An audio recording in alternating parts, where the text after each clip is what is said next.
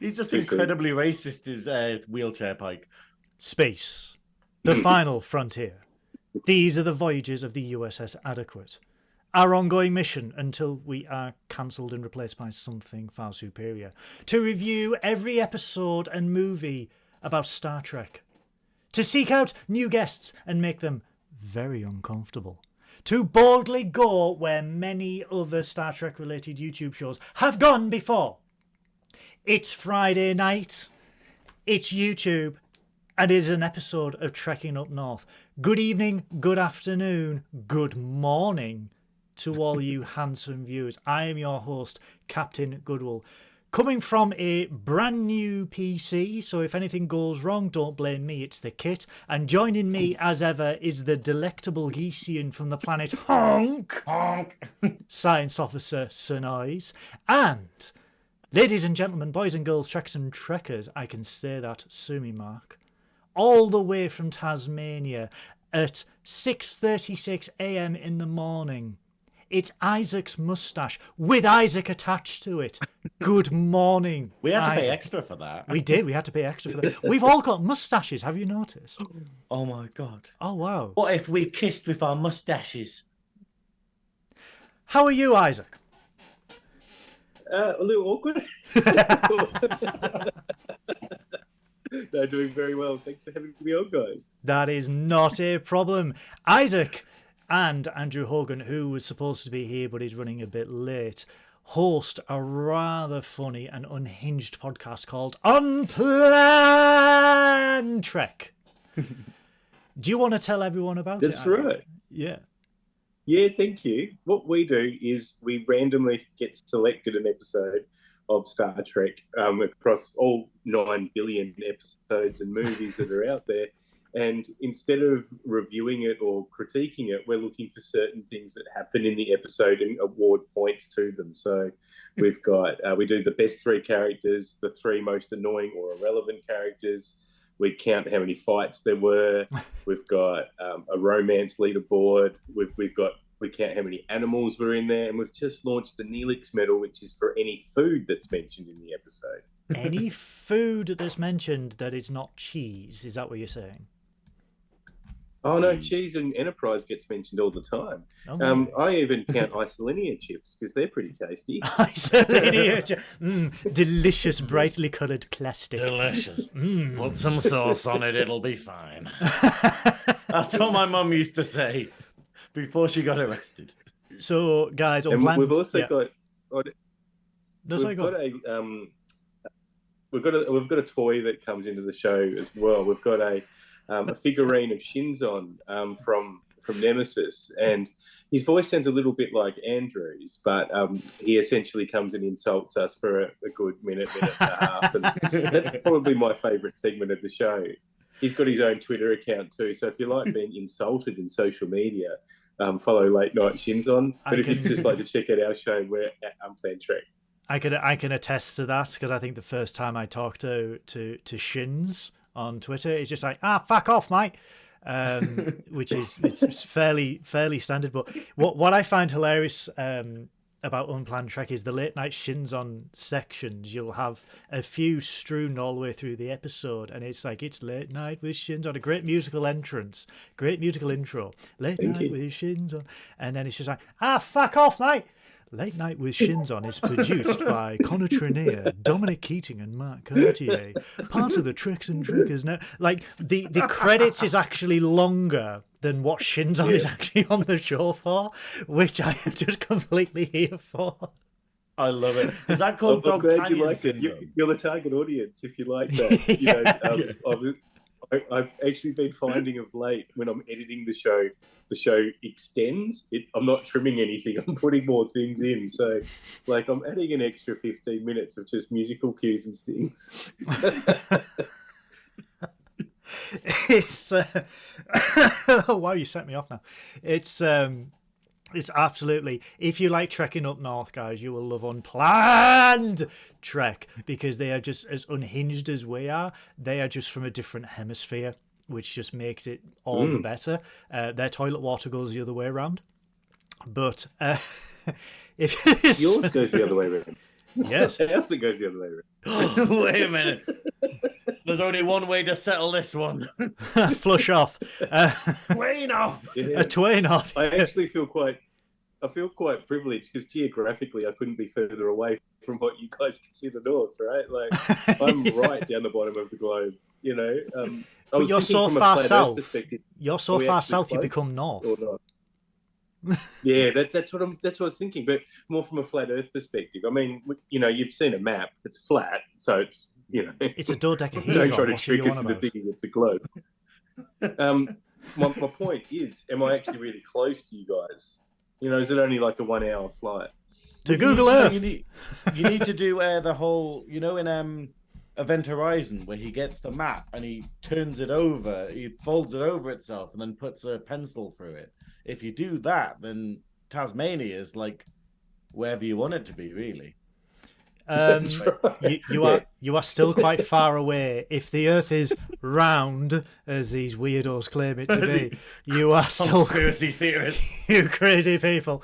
You are. I've never seen a globe. I can't see the curve of the Earth from my It's window. a dodecahedron. Get on with exactly. it. It's flat. So can we actually get any further away than we are? That's my question. I think that, you know, I'm probably trekking down south, and you guys are trekking up north. I guess it depends what way you're sort of standing. Like, if you're on your head, does it change or no? I am facing you somehow. I love the idea. We're gonna have to change our whole branding, Goodwill. Could we do the sandwich Yeah. where Isaac just places a loaf of bread on a pavement somewhere, and we just match the location in England and just have an Earth sandwich? We've made a world sandwich. Yes, with no mayo. Guys, I've actually just looked for Trekking Down South. It's not a Star Trek podcast. Oh, Don't no. Google it. Oh, okay. Oh no! Oh no! Someone has referenced the sex. Oh god! Trekking down to... Oh, Hold on. Well, horny MILFs are available in your area. oh, Paul will be into that. Hi, Paul. Let's get that sorted. Good luck. Hello to everybody in the chat. We've got the lovely Nancy in the chat from the Shuttlepod Show. We've got Kelly, who incidentally nearly got me banned from Smith's Toys this morning because I listened to her Twitch stream, and there was a redeemable. Oh, so good. There was a redeemable where someone can shout "Dicks!" And I stupidly streamed it through the Bluetooth in my car. So as I'm driving and listening to her Twitch stream, all I keep hearing is "Dicks!" And I parked next to a toy shop.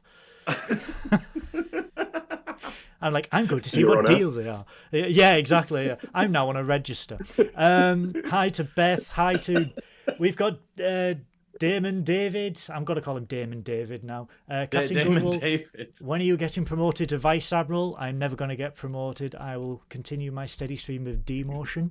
We've got the lovely 143.86 foot tall Viking who composed the cover of Star Trek Voyager, Adam Ashbridge, in the chat. Hello, Daddy.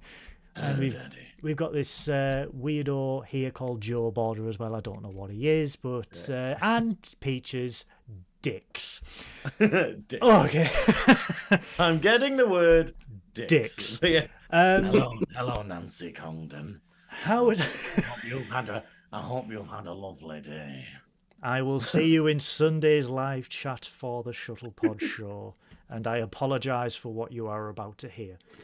How has your week been, Synoiz? It's been pretty good. I've just been getting on with things. It's kind of dawning on me that I'm doing a panto on the 17th of December. Oh, no, you're not. It's still not written, and we're like, okay, not worried about that at all. You know, that's just gonna have to sit down and work that one out. But no, it's been pretty good. Interviewing people and stuff like that. We did 2 episodes of the podcast and then the Nerdy Up North podcast on Sunday. It's been pretty good. I've watched these 2 episodes so many times, and I really like them. It's this thing. I seem to have a habit though of only watching original series episodes where Spock goes nuts. You know, like all of the ones that I've randomly watched, I'm just like, it's Spock goes wild, and you're just sitting there being like, is he ever not wild? You know, Spock Goes Wild does sound like a dodgy VHS tape from the 90s. That's all. Spock's go wild. For Spock camera. amok. Hot and horny Spocks are waiting to meet you. You know? Ponfar City. Come on. Horny Vulcans in your area seeking Ponfar. But It's been 7 years, baby. I'm ready. So I have to tell you, chat, that basically it took all of Goodwill's reasoning to stop me starting this episode like wheelchair Pike.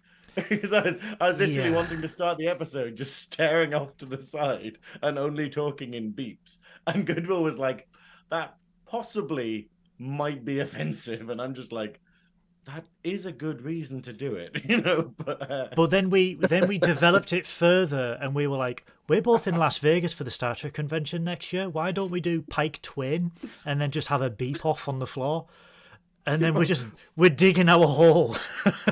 Yeah, that's it. But then Isaac just pointed out the best thing, which is that what if Pike can actually talk? He's just censored for TV, and he's just swearing a lot. Which is, I think, what we started the episode on. We're talking about him just being really horrible and offensive, and they're just like, and they get it's the what's her name, Piper's just standing there with the swear button, being like, Christ. Just the court martial scene, and Commodore Mendez in his full dress uniform goes, Captain, what do you think? Fuck off! Sorry. Beep! There's outtakes when the beeps weren't done on time. Some of them, it's just like the actor's just a nasty bastard. But it's the fact that some of the yes beeps are longer than others, which I like about. But it's this torrent of swear words. So the scene where Kirk is watching him in his room and Pike's just going beep beep beep. That is just a tirade of offensive slurs to anyone who's walking past his room. Is that what you were saying? Time to up your medication, Chris. I'm just thinking that a country that's between you and me at the moment, it's Thanksgiving at the moment. Perhaps this swear chair would come in handy with all those family celebratory occasions. It's the ultimate Christmas gift for Grandad. It's the Pike swear chair. Okay. We need Mark. If they ever do a watch along of the Menagerie, we need Mark in a chair. Just sat there. He can't say anything. Just boop, boop. Interesting viewpoint, Mark. But anyway, moving. I think he'd do it.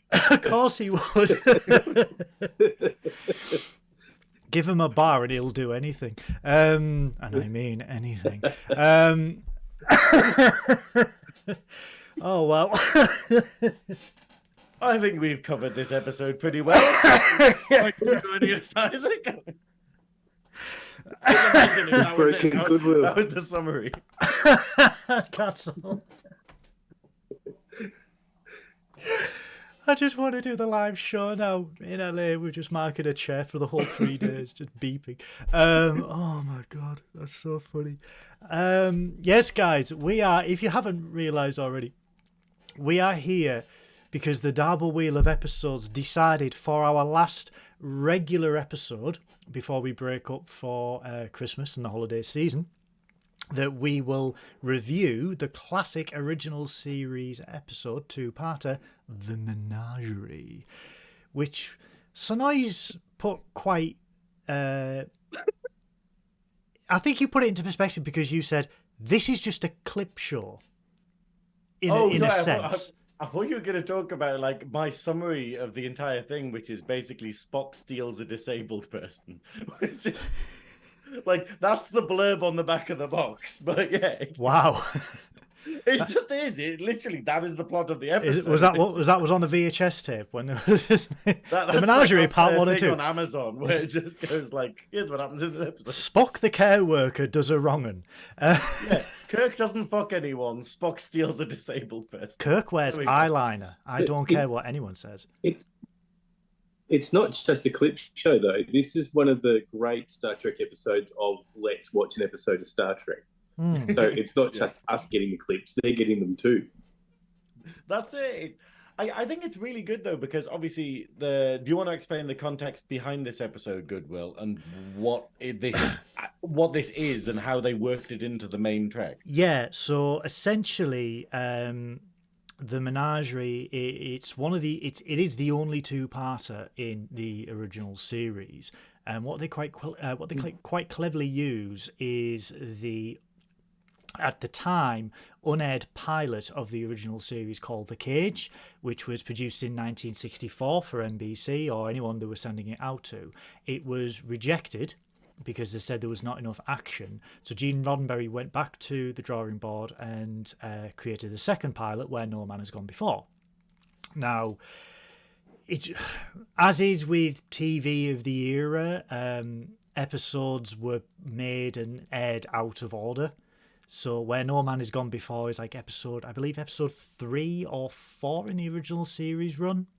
Really? I didn't know that. Yeah. So when you look at the DVDs, so if I get the DVDs... The Doviders. Oh no, has it seized in? It's seized in place on my shelf. The episodes are like, this is episode 3, episode 2, episode 5, episode 4. And you can clearly see that Where No Man Has Gone Before is the second pilot, because they still use the same uniforms that they used in The Cage and the same weaponry and everything like that. So they did this episode, and essentially, Synoiz is right. It is a clip show, but it is a clip show of a show that no one would have seen. Now, the original pilot was not aired in its entirety, I believe, until the 1990s. If I'm correct. It sounds like one of those things that must have been like a bootleg knocking around for like years until it got an actual official release, like a sort of mythical bit where it's like, yeah, this exists, and you're like, oh yeah, but no one's ever seen it. Yeah, and then and then it comes out, and you're like, oh, this actually happened. Okay. Yeah, and it's quite clever because they re-edit a certain part of the pilot to change. They change the bit towards the end. They edit out. Which was actually in The Cage, where Pike's walking up with Veiny. And it's actually, that was an illusion of Pike walking up back into the cage with Veiny.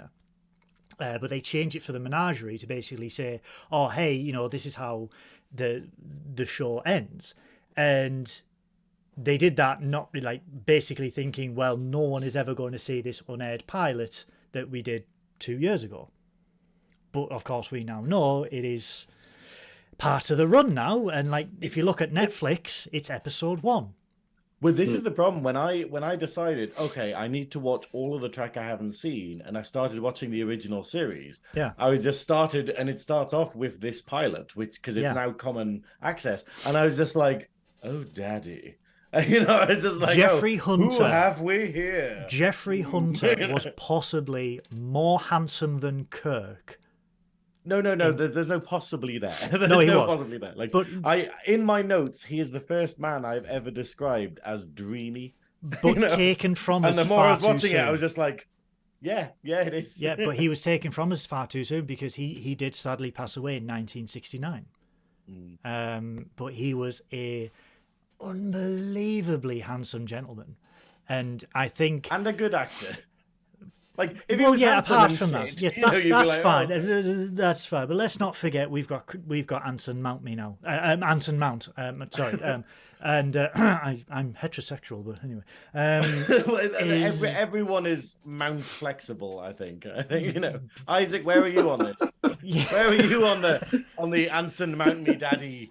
Like, sort of, you know. Look, it's the hair. Anyone with hair that can cross postcodes, you know, that's a winner. Yes. Anyone with hair in my case, but you know.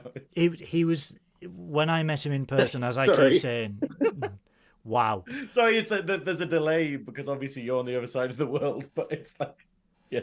Wow. No, you're on the other side of the world. But that's it. No, we are. Oh, okay. What do you mean other side? We're all on the same plane. We are flat we need Earth. To plane off about this. Okay, it's on the other side. It's like the other. You're on the edge of the paper. Fold the paper. Yeah, fold the paper. The film. Yeah, and as I keep saying, Anson Mount, when I first met him, was the only man that could sway me. But yeah. Yeah. What Kelly's saying about Jeffrey Hunter, though, the eyes, it really it's the is. eyes. Like, it is. Just, he's just like it's.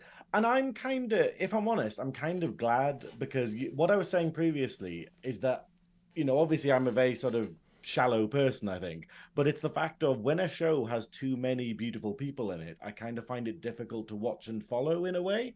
And so when you get shows where it's just really pretty people all the time, I don't follow it as well. And Trek has always been one of those things where everyone's been like attractive, but not like super hot. So the idea of, I'm glad that we got Jonathan Frakes as Riker rather than the guy who was going to be. That is a shot across the bow for Jonathan Frakes. It is a shot across the bow. It is, he can spank me at his will. I'm also a bit concerned about the implication that we don't watch Melrose Plays. I haven't watched Melrose Plays, to be fair. I watched Neighbours as a kid. You wait until Star Trek Baywatch. Star Trek. But no, that's the thing, and it's the idea just the beaches of Riser. That's all it's going to be. Sorry, go on. But I think it's kind of good. I would watch that. The idea of the beaches. It's just the Ryan Slade. Some girls. people scared of the Noblians. Anyway, go on. It'd be so good, man. But yeah.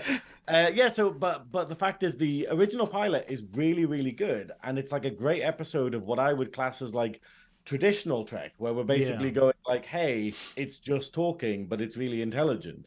And then it was weird that the actual critiques for it were, oh, it's too cerebral, it needs more action.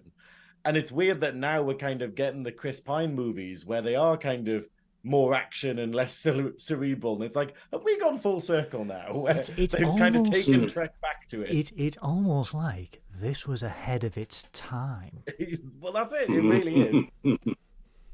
So it's quite good that they've made this pilot into a new episode of Trek and kind of cut it up so you still get the story and it still goes into canon, but in bite-sized chunks rather than the sort of dry slog that it probably was at the time, maybe. Yes. What were you going to say, Isaac?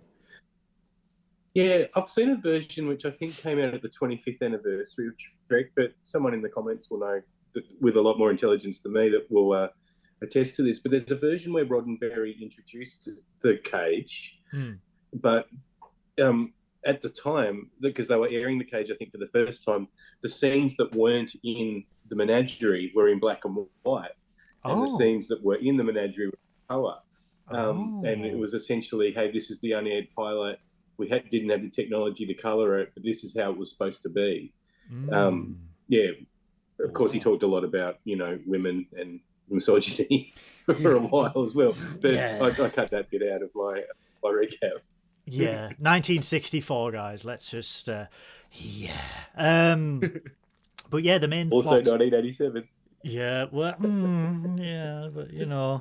I mean, consider season 1 of Next Gen to be season 4 of TOS.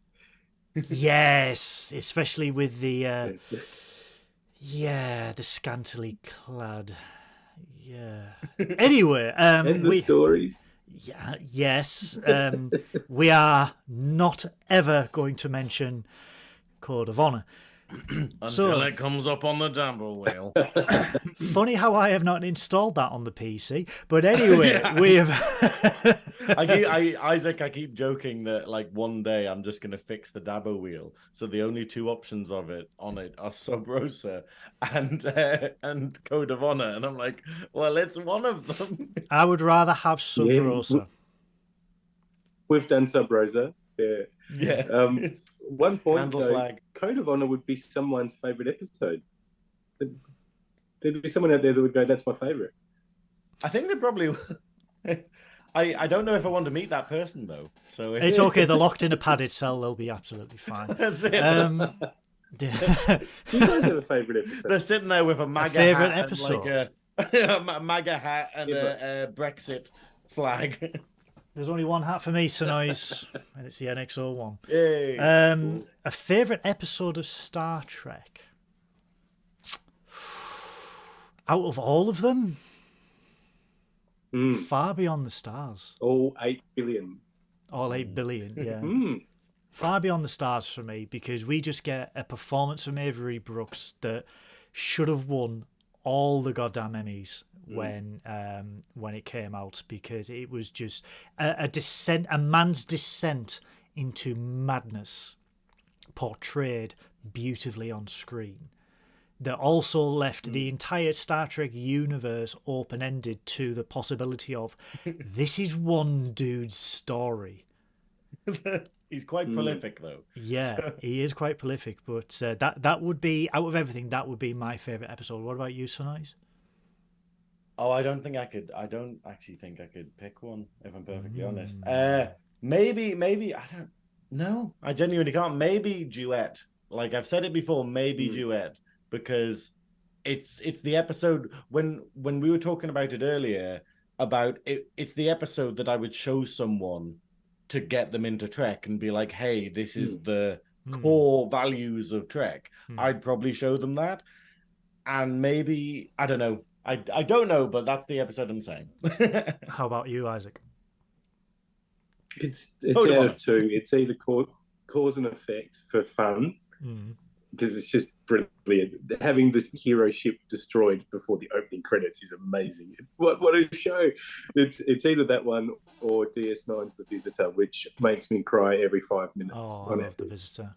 I do love the same with Similitude from Enterprise. That one makes me bawl every time. Cause and effect. It's just a Fraser episode in space, which I absolutely Which is love. The Visitor? What's that? Which is The Visitor? It's when seemingly Cisco dies in some sort of accident and visits Jake Sisko in various points in his life from that point on. And then he sort of slowly. Episode. Yeah. It's really good. It's. I was thinking it was the one with the, and then I was like, no, that's the Muse. Oh, you know, and I was like, that's an odd one to be. Sam Higdon in the chatter says City on the Edge of Forever for their favourite episode. Damon has put Gambit. Or Quality of Mercy. Imagine redoing a previous episode and making it almost as good as the original was. Did anyone write Move Along Home? Moving on to the Menagerie and Marie, move along. Shut up. I watched it and I was just like going, it won't be as bad as I remember. And then I watched it and I was like, it's a shaky start, to a series. I think it's one of the only episodes where I shout "shut up" and then anything that Chakotay says, the words of my people. Shut up, Chakotay. So the Menagerie, the oh yeah, the episode. The episode where So the Enterprise has been diverted to Starbase 11 because it's received an urgent message, or shall we say, Spock has received an urgent message from Starbase 11 to divert course from its patrol for certain reasons that we don't know yet. They beam down to the starbase. They meet Commodore Mendes, who confirms that no transmission has been sent by Starbase 11. And incidentally, Starbase 11 is where Captain Christopher Pike, or is he Admiral Pike at this point? He is, isn't he? He is Admiral Pike. No, he's still good. So I'm sure he's Admiral Pike. He's too competent to be an admiral. No, because he gets promoted. So anyway, they wow. He sweats like an admiral. Yeah. Beep beep beep. Wow, you cannot say that about children. Wow, okay. The no wonder we promoted you out of danger. Well, you say that. But incidentally, this is where Christopher Pike is, and Kirk doesn't realise what has happened to Christopher Pike, even though there has been mentions of it on Subspace Chatter for months. But there was a horrific accident that happened to Christopher Pike. One of the battle plates on an old JCAS starship ruptured, and the Delta radiation got to him. I do quite like this, where basically they just go, "Oh God, was it the Delta rays?" And then they're like, "Yes," and then the look on everyone's face is just being like, "Oh, he's fucked," just this sort of, and it's really good acting because they are just like going, "Oh," and then you can kind of get the vibe of they know what they're walking into now. Yeah, because when we see Captain Pike, he is just absolutely melted, scarred. The hair right there, straight on the screen, right there. Huge wound on his face. It's a decent Davros cosplay, but he didn't win. So they were just like, "You've got the hair all wrong, mate. You're meant to be bald." But Wow. he's just. Well, yes. yeah. Anyone who has watched Star Trek: Strange New Worlds and you've never seen the original series, this is what happens. This is the ultimate fate that hangs over Christopher Pike throughout Strange New Worlds. This is what happens to him. Because it gets introduced in Discovery, where when yes. he is in Discovery, he basically gets to see a glimpse of his future, which basically goes, hey, this is what's going to happen to you. You can either fail your mission and change it, or accept it and continue your mission and like save humanity. And perhaps stupidly, he picks the heroically, shall we say? Heroically, I know it's just this thing of just going, let's put your faith in Michael Burnham. But basically, it seals his fate. And so when Strange New Worlds as a series starts, he knows that this is how it's going to end. And obviously, it's like 7 years after or something, like where we are in Strange New Worlds currently. Yeah, it's about 7. Yeah, 10 years from season 2 of Discovery. But I think it's 7 years. Spock says in this that he only served with Pike for 11 years, I think. So it's kind of he. So if we're still fitting it into that timeline, it's like okay, cool. But either way, we know that this is basically the final episode of Strange New Worlds, effectively, because this is basically Pike's future. So it's very sad. 11 years, 4 months, 5 days, with it being Spock. You have to put that down. I love it how in one of the episodes Kirk is just like, no seconds, Spock, oh no, it's not, it's McCoy says it, and he's just like, oh, no seconds. I don't want to be pedantic, but Kirk is confirming to Mendes that absolutely there was a transmission received from Spock, and Mendes is adamant that no transmission was ever sent from Starbase 11. He checks with the technical team to try and confirm and look for the impossible. This is where we see Spock sneaking around the communications room, as Spock does. This very tall, shifty blue Spock. Uniformed Vulcan, well lit, sneaking around this very open air environment. I just want to say before this, because obviously the guy communicates with him and he's just like, oh, keep checking the records. And he's like, oh, I've checked all of the possibilities. And he's like, okay, now check the impossible ones. And you're just like, I get that at work all the time. Well, yes, well, you are the manager. Time checking all of this bullshit, that couldn't possibly happen. But yeah. Check the impossible. That is not possible. Yes, but check it. Okay, waste time, you say. Got it. Okay, I will do that. But then he gets nerve gripped anyway, so yeah, he does get nerve gripped. But we do see Spock is altering the computer banks. He's falsifying a communication to the Enterprise to basically say stand by to receive orders. Feeds it directly into the computer banks of the Enterprise, and he has every single cheese slice for every single eventuality that the crew of the Enterprise might throw at him, and he's slamming the Gouda, he's slamming the American cheese, the Applewood smoked cheddar gets tossed in there. And it's crazy how well he's planned this. Like he's literally got it's effectively a soundboard, and he's just like playing all of this stuff, and he's just like, oh, okay.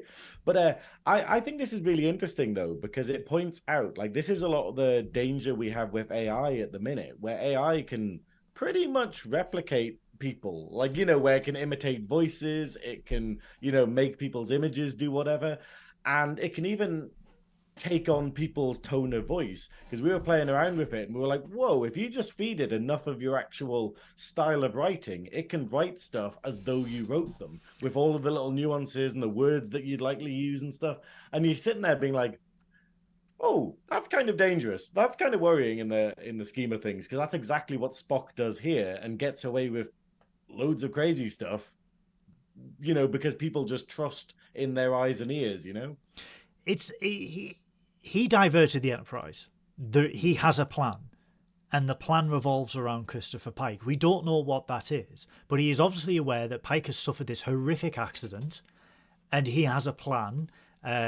Whether it's to save him or cure him, we don't know at this point.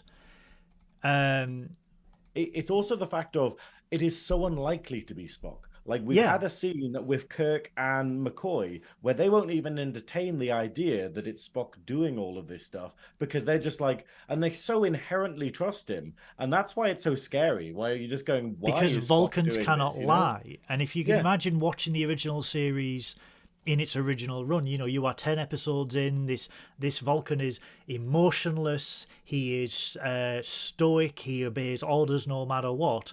Imagine the twist of going, oh shit, like he is nerve pinching the hell out of Starfleet members. He is falsifying records. He is coming up with this dastardly plan.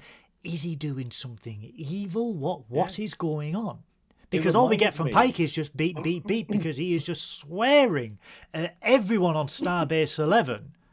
So no one knows what Pike is saying. It's just like, fucking beep, beep, beep, beep. Well, wow. It is quite funny because it literally has them Kirk checking in on Pike in his room, and he's just flashing no constantly, and it's literally just Pike sitting there like, you fucking Vulcan bastard, come back here, but bite your bloody arms off. But Kirk's got that suspicion already. Kirk does not want to admit it. Yeah. Because he even says to McCoy, you know, there's either two possibilities. Someone sent the message from Starbase 11 or someone on board lied. And this is where McCoy... This is my... Yeah, go on, Isaac. This is my main issue with the episode, is Spock could have just told them what was going on. They would have gone there. That would have helped. But then there wouldn't have been a clip episode. But this is a great segue, Isaac. You read my mind, because we do actually have a poll on my Twitter right now that has 3 options for it. It has a questionnaire. How are they doing? Actually, I know what the Discord one is, but I'm fucking logged into it. The poll is, if you want to vote, there are 6 minutes left. So if you want to go to Twitter or X or whatever it's called at Goodwill None. Should Spock have been punished for his actions over the course of the Menagerie? Yes, he broke the rules. No, he did the right thing. No, he should have asked. Because for some reason, there's a 25-character limit for questions. Oh, really? I do have the votes right here, and I will read them out at the end of the episode, because it is quite interesting. Well, I think it's quite fun, but it's... I really... Sorry, I have to mention, though, that, like, in this episode, you know how, Isaac, you were talking in Unplanned Trek where you talk about favourite characters in an episode. One of my favourite characters in this episode is Piper, who's like just the assistant of Commodore Mendez. Basically the woman in red. She is kind of terrible, and I kind of love her because it lingers on her for way too long, and I assume it's just because she's a bit of totty for the episode or something. But it literally just does these awkward things where she'll just say something just like, what's the line she says? She's like, she merely mentioned she knew you. And then it comes away and you're just like, why did it linger for so long on her face? And it does it at the beginning when she's like, oh, we didn't summon you to the starbase. You know, and it's I think like, it just lingers on everybody though, isn't it? Yeah. Like, I think it's just because she's like really pretty and they're just like, we need to keep her on But camera. it's the joy of soft focus in 1966. Yeah. That's what it is. Because obviously it's a Kirk type. That's what it is. There's a bit later where Pike goes missing and she's just looking at the monitor. And then, like, she turns away and then she looks back and he's gone. I'm like, he didn't go that fast. Like, you know, what the fuck? So I just get the idea that she's just really ditzy and she's just staring at the monitor and just hasn't noticed that he's not there yet. And she's like, oh, wow, yeah, God, sorry, Christ. But McCoy gets summoned. Maybe Sorry, go on. The job might have been to look at the monitor. Yeah, that's it. Not like, necessarily look at this report monitor. And then she's like, oh, and see that Pike's still there. Oh, okay, right. You had one job. It's really bad because it's like the women in the original series are amazing because there's so in this one we get like number one. We get Marshall Barrett as number one in the unaired pilot, and she's absolutely fantastic. And in the last episode we did with the with the flying alien pancakes, who I will not name. No, that was 2 weeks ago. We did Hugh last week, but it was flying vomit pancakes. Gash scabs. Yes, I'm so sorry, Isaac. We are far more highbrow than this normally. I do apologize. We're not. But it's... Oh, well, I don't want to hear that. Yes, it does. You have children. It was like in that episode, how amazing the extras were in it and stuff, and just how memorable they are. And then in this one, I'm just like, you're not very good at your job, are you? But yeah, McCoy is called back to the Enterprise for a emergency, so he leaves Kirk on the ground. We then see a briefing by Mendes about Talos 4 and how only one Earthship has ever visited Talos 4. He gets the dossier, which can clearly be opened by an NFC magnet for some strange reason. You know, if someone's going to skim your data, don't use what this is kept under. There it is, right on the screen there. Talos 4. General Order 7 is in effect for Talos 4, where no Starfleet vessel can approach the system under the penalty of death. The only death penalty in the Federation. Which seems mildly extreme. I'm going to put it out there, maybe. Do you think so? Do you think of all the bad stuff that people in the Federation have done and haven't been killed for? Like, this is the thing that you could be killed for. Yeah, they're like, oh, you were a bit curious. And I'm like, it's not the whole thing. The whole thing is exploring, but I just like the idea that this dossier is like, there's only one page and the rest of it's hollowed out and there's a bottle of whiskey in there. And it's just literally, it's like the guy's secret stash. Yeah. Do you reckon Tom Paris was offered the death penalty or New Zealand? Or do you reckon it was just New Zealand that he was offered?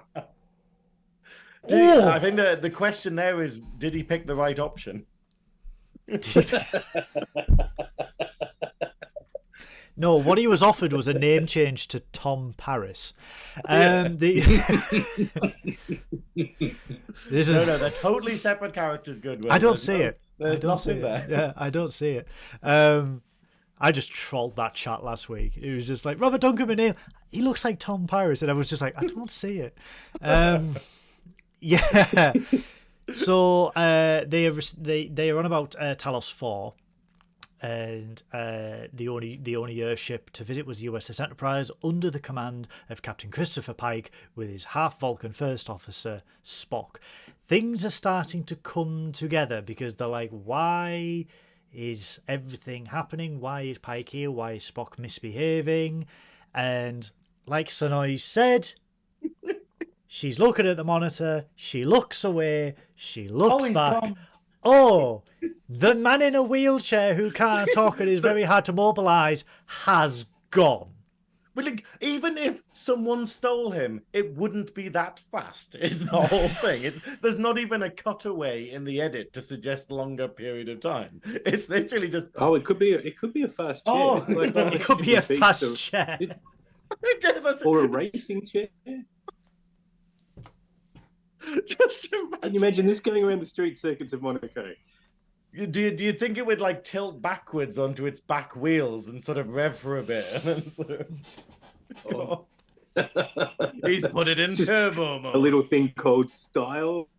That's it. See, you guys laugh. You don't see the lower half of the chair where it's got flames coming from the bottom of it because he's tricked it out. Because it's Pike. It's got like and that's where Lightning McQueen becomes Star Trek canon. What's that, Captain? I mean, Ka-chow? I mean, all I'm hearing here is that there needs to be a new Scalextric like set. No! Because it would be Pike, because you could do Pike from the original series, Pike from the movies, and then the dude who got Benjamin Button syndrome from the first few seasons of TNG. That's all you got to have. We can't do that. Yes. This is the only episode Paramount is listening to and are going, ban? Yeah, I just like the idea that, like, so effectively Pike has been stolen or has escaped, and they're like, what? What on earth is this? But back on the Enterprise, Spock is on the bridge. He addresses the crew. The Enterprise has set its own course. It's on a heading. He doesn't tell the crew where they're going. All he says is he's been placed in temporary command whilst Kirk is on medical leave. McCoy on the bridge is just going, you what? I was literally just with him and he's fine, you know? Yeah, he's absolutely fine. This is the first instance where Spock is just like, where McCoy is just like, what's going on? Something's not quite spicy. I mean, McCoy doesn't kick off as much as he probably should, but it's because he has this inherent trust. That is something bad. Yeah. McCoy kicks off and everything's fine. When there's real drama, McCoy's happy. Let's ride this bitch out. He's like, I can say he's dead, Jim. Brilliant. Okay, so but Spock does really does. I can't even get my words on. Spock does reveal. I'm not gonna say. I was gonna say something about McCoy only gets hard while writing death certificates, but But you self-censored and didn't say it. Yeah, luckily I didn't say that. So that's fine. Yeah.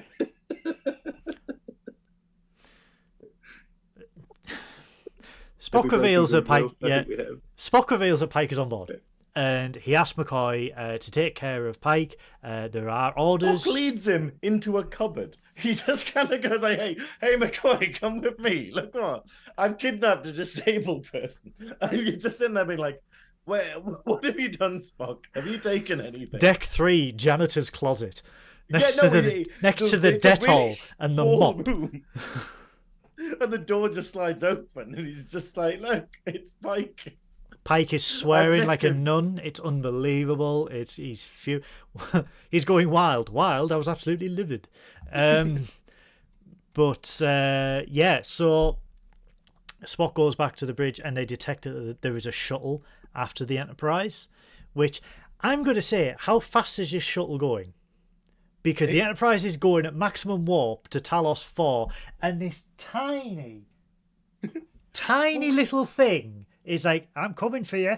I'm coming for you. Wait, it's so slow in the actual visuals as well. Like it's at walking speed. And you're just like, how is this? I mean, it's the little toaster that could, I think, but it must be out of sensor range pretty quickly if they're going at warp 5 or whatever. Well, it is warp common. 7, well, it is slower than a 5. Isaac. On where to find out. Let's race them. I never thought I'd find anyone as saltier as Synoiz, but wow. Are you really shins? Are you really shins? Is this what it is? Is this the great plot twist of Unplanned Trek? You say it's Andrew, but it's really you.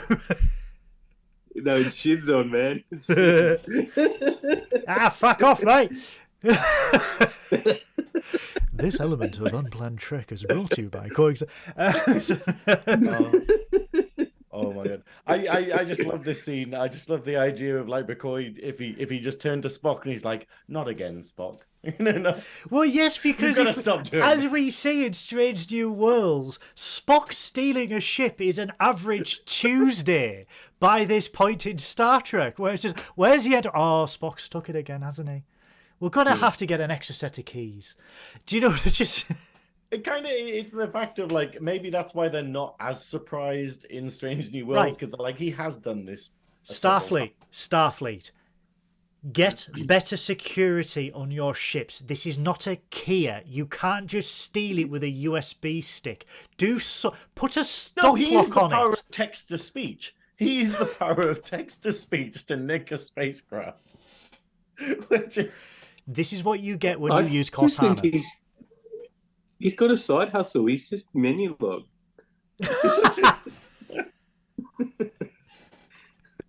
Someone at Quonos wants some chicken wings. You got to get there, man. You know. Well, that's it. He's like Uber Eats. He's just like, come on, guy, I've got this McDonald's order to fill. Wow. It's in the neutral zone. Will it matter? No, it's fine. I'll take it. Your driver, Spock, will be with you in 30 seconds. That's it. It would be logical to rate me 5 stars. You get a phone call. Your house must be a new build. It is not on my satellite navigation. Oh my god! Yes, I have to say the whole episode is the idea of I was daring you. I was trying to get you to Photoshop pictures of like Spock just kidnapping Pike and going on random little adventures with him. Like just them Like at Little sort of like Britain. a fun, yeah, like them in a fun park or something, or like sort of like Pike on like a roller coaster with Spock. Or something. Are you saying it's going to be like Weekend at Bernie's just with a wheelchair? Is that what you're trying to say? Kind of like that, you know. But it's just this idea, and that's the whole episode. The whole episode, Pike's it fine. takes Pike out for one last like blowout. Takes him to Vegas for a week. Here he is having candy floss. He's just got some balloons tied at the back. Wow. Amazing. You'd be like, you know, at a strip joint or something, just being like, beep, beep. I can hear YouTube demonetizing us right now. I can hear it. It was their fault doing it in the first place. They must realize their error.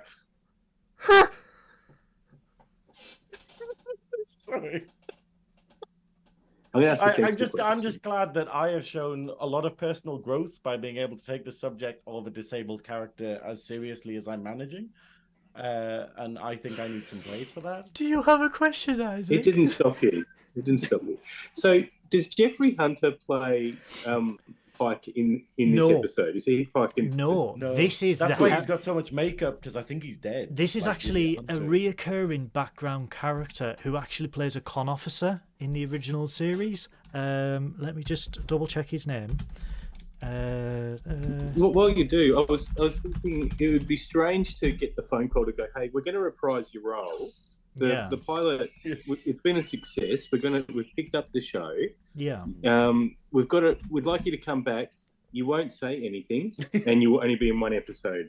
Yeah. Will you come back? We're not bitter about you refusing to come back to the show, but we might have possibly ruined your character. Well, obviously Jeffrey Hunter was a movie star as well. So he was working in Hollywood. Who they had was Sean Kennedy, who was a background actor, and he was actually a con officer in the original series. But with the makeup, you wouldn't be able to see that it was. But when they used him, so if anyone wants to Google Sean Kennedy, you can see why they used him as Christopher Pike. Because what is he laughing for? The fucking chat. Lee's just said, rolling him down a hill into a lake, like that scene from Mac and Me. Oh my god. I need to learn how to edit video. So yeah, so it is Sean Kennedy, but when you look at a picture of Sean Kennedy, you can actually you can see why they used him as Christopher Pike, because he does have the same piercing blue eyes as Jeffrey Hunter. So it made sense. But he was actually also a con officer, so he was in a fair few things. He was also in These Are the Voyages as well, which is yeah. Oh no, he was in the fan film. Sorry, These Are the Voyages. I was going to say, did you mean the final episode of Enterprise? Some episodes didn't happen. The final episode of Enterprise was the one. The final episode of Next Gen. Sorry, that's what I meant to say.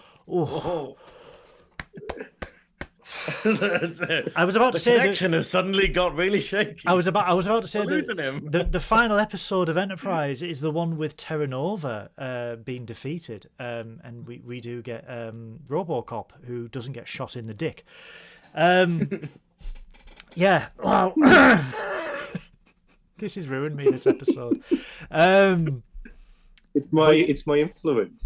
It is your influence. It's the moustache. That's what it is. It is. When three moustaches Did you come catch together. my shirt, by the way? Your shirt? Did you catch my shirt? Oh my god, it's all moustaches. Moustaches all over it. Oh my god, he's got a moustache shirt.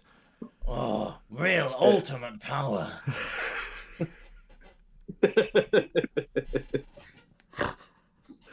Just look. What am I doing? I'm looking at it. It's so good.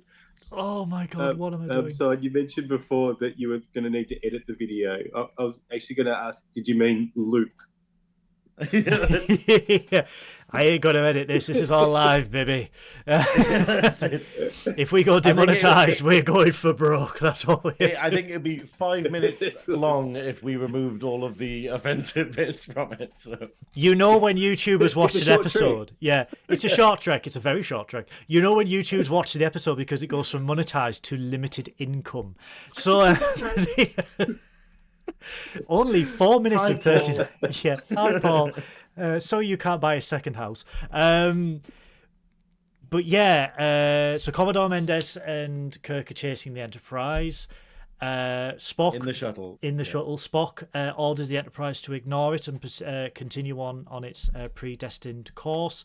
The shuttle reaches a point where it goes to it reaches bingo fuel, where it's at the point where it will only have a certain amount of fuel to get back to the starbase or continue on. They decide to continue on.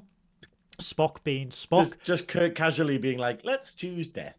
You know, We've got 2 hours worth of oxygen, and Mendez just crosses his legs as a 60s sassy boy does, and he's just like, okay. Guess I'll die then. Right. But Spock, being the half human that he is, he does lock a tractor beam onto the shuttle, beams the crew aboard, and immediately surrenders himself for arrest. He calls Dr. McCoy to the bridge, surrenders himself to be arrested under the charges of mutiny. And we're just like, I quite love it though, because it's literally McCoy is being like, yes, arrest this man, and then he's just like, is confinement to quarters all right? You know, he's like asking Spock, because he's McCoy doesn't want command. He doesn't care.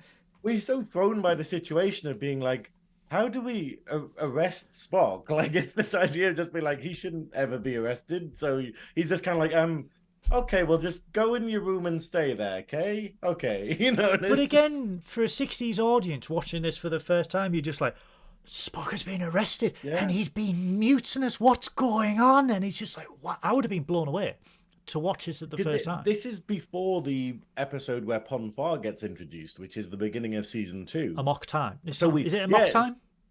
I think it is. It's a mock time, yeah. Yeah. But it's basically, so we haven't seen Spock lose control, because obviously in that episode it's like him being a horny little beast. Yeah, and it's a total change of character. What was that, Isaac? The difficult piece for McCoy is he's finally getting his way. Like, he can get rid of Spock. Yeah, he's finally. He doesn't know how to react to it. You know? Yeah, he's like, what? Finally, you're going? It's like, finally, my nemesis has been defeated. God, I'm bored. Best write more death certificates then. I love that. Arresting Spock would be like giving a cat a bath. It doesn't end well. Yes, Kelly, that is a great analogy. Yeah. But yeah, Kirk and Mendez beam aboard, and a hearing is convened. Now, Spock being Spock, he is about 20 steps ahead at this point, where he immediately demands a court-martial. But Mendez goes, well, there are only 2 ranking senior officers in command aboard this vessel. He goes, I disagree. Kirk says... Kirk says it, yeah. Because Mendez denies it. And then Kirk disagrees because there's only 2 ranking. And then Spock goes, there are 3, because if you would find Captain Pike is still on the active duty roster. And Mendez is just like, we didn't have the heart to pull him. And I'm like, what could Pike do? Well, I just love the idea that if they're sort of having a sort of like choosing people for jobs, Pike is still higher ranked than Harry Kim at this point. So it's the idea of just being like, okay, so he's still technically more likely to get a command. Have you seen that meme that's been going around this week from Star Trek 09, where Pike is talking to Jim Kirk in the bar, and he's like, you could be an officer in 4 and have your own command in 8, and it's just a picture of Harry Kim just going... What? It works like that? 7 years. I've got a headcanon explanation why Harry's still ensign. So in an early episode, he gets swapped with an alternate universe because he actually died. I don't think you can promote anyone that's from an alternate universe or timeline. So that's why he's got to stay at ensign. Hold on, are you suggesting that they Paul McCartney'd Harry Kim? I suppose they did, actually, didn't they? Oh, yeah, well, absolutely. Yeah. We all know Paul McCartney died. That is universal discrimination. That's all I'm going to say. That is, I love it. Does he? He needs to go to Citizens Advice. Union. I'm sure that there's probably some rule that Daniel's made up that if you come from a different timeline that you can't get promoted. Oh, not that song again! Don't you gotta have that song in my head now? It's in your head. Blame Daniels. Blame Daniel. Blame Daniel.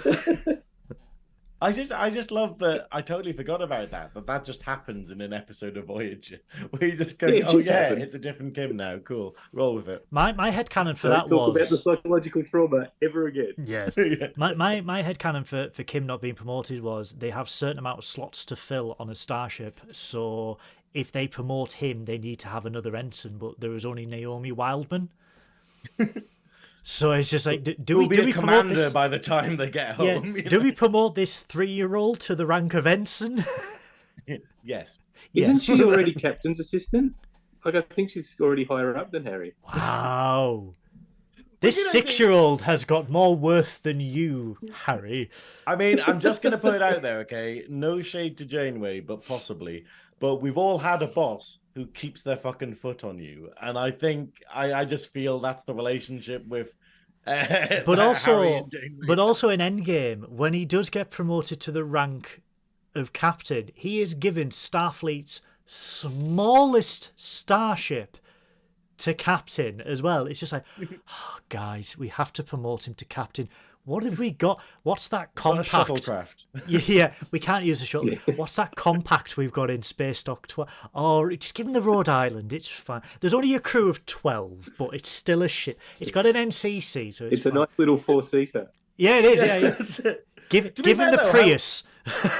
How shit must the people felt in Next Gen or whatever, where Wesley Crusher's higher than them? You know, and it's just like, hang on. Oh, that's nepotism. We all know that. That's absolute nepotism. So yeah, a court martial convenes, and they want to know why Spock is taking the Enterprise to Talos 4. Stop laughing at the chat. I'm gonna stop. I'm not gonna repeat anything of what Lee's saying, but it is absolutely gold and making me laugh. So I'm not going to repeat that. No, yeah, okay, but not. It is brilliant. So. Wow. So they want to know. Yeah, go on our live stream. You'll see it. Have a look on the live stream on the YouTube. To the live chat. I'll go multi. It's effectively, what if Pike is just claiming benefit fraud? Which is just absolutely shocking. Are you saying he's Willy Wonkering Starfleet? Is this Willy Wonkering Starfleet? Beep beep. What's that? Chocolate factory. I'm up. I'm going. Oh, it's like Grandpa Joe. Yeah. It's just been like, all right, okay. You lazy. I'm going to Talos 4. Oh, suddenly I can speak fluent English. Yeah. So they want to know why he's taking the Enterprise to Talos 4. He requests access to the viewing screen to present his evidence. Suddenly the viewer screen starts playing, and we see the first scenes of the original Star Trek, the original series pilot, The Cage, which if you've watched on Netflix or Paramount Plus is the remastered version. Obviously with a different looking Enterprise to that one, but let's not get into why it went from that to Strange New Worlds back to that. Science. But we do see Captain Christopher Pike, Jeffrey Hunter, handsome Pike. But I in my head canon, okay, this is Dreamy Pike, and then Anson Mount is Daddy Pike. That's how I kind of keep them separate. Dreamy and creamy. So we do see oh, Daddy. Dada. Mount me. We do see stop laughing. You don't need to drop in my mouth twice. If we see him in Las Vegas and he's going, you're the one that wants me to do the due self-back dot. I'm just going to be like, no, not me, not me. Here's a screenplay, but not me. So we see that this is 13 years ago in the Star Trek timeline. This is 13 years ago where Spock was, which again does present a plot hole at this point, because earlier in the episode Spock goes, it was 11 days, 5 days, 11 years, 5 days, blah, blah, blah. And then he goes, this was 13 years ago.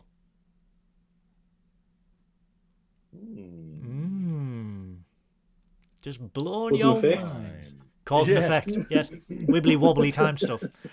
So that's the first But no, plot hole. I think what happens is Spock says he worked with him for 11 years. So it could be that... yes. So it's basically that he was there 13 years ago, but then wasn't there for the last 4 years or something. Thank you for keeping us right.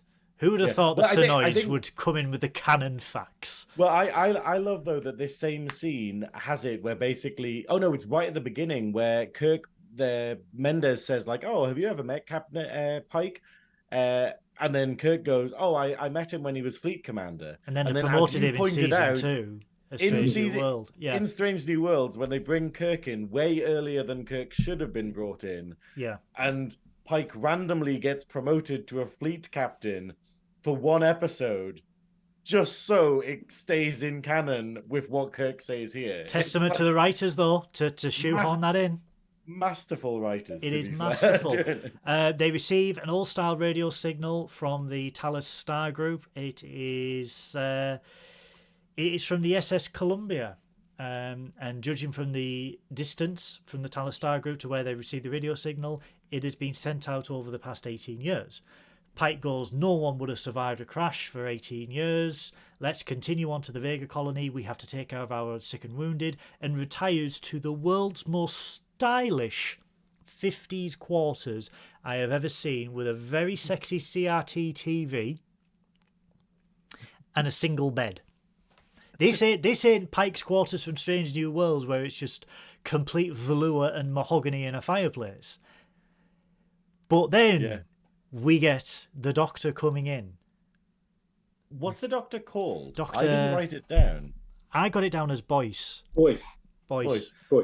See, this is what annoys me, though. It's like the pilot is really good, in my opinion, and the characters are really good, and then they just didn't go with any of them. I mean, I'm glad they didn't, because it means we get Trek as it is. But it's literally, number one is fantastic. Yeah. This Doctor is fantastic, like, as a character, and they're not really followed up. Like, there isn't that same Doctor character later. Like, McCoy isn't really that.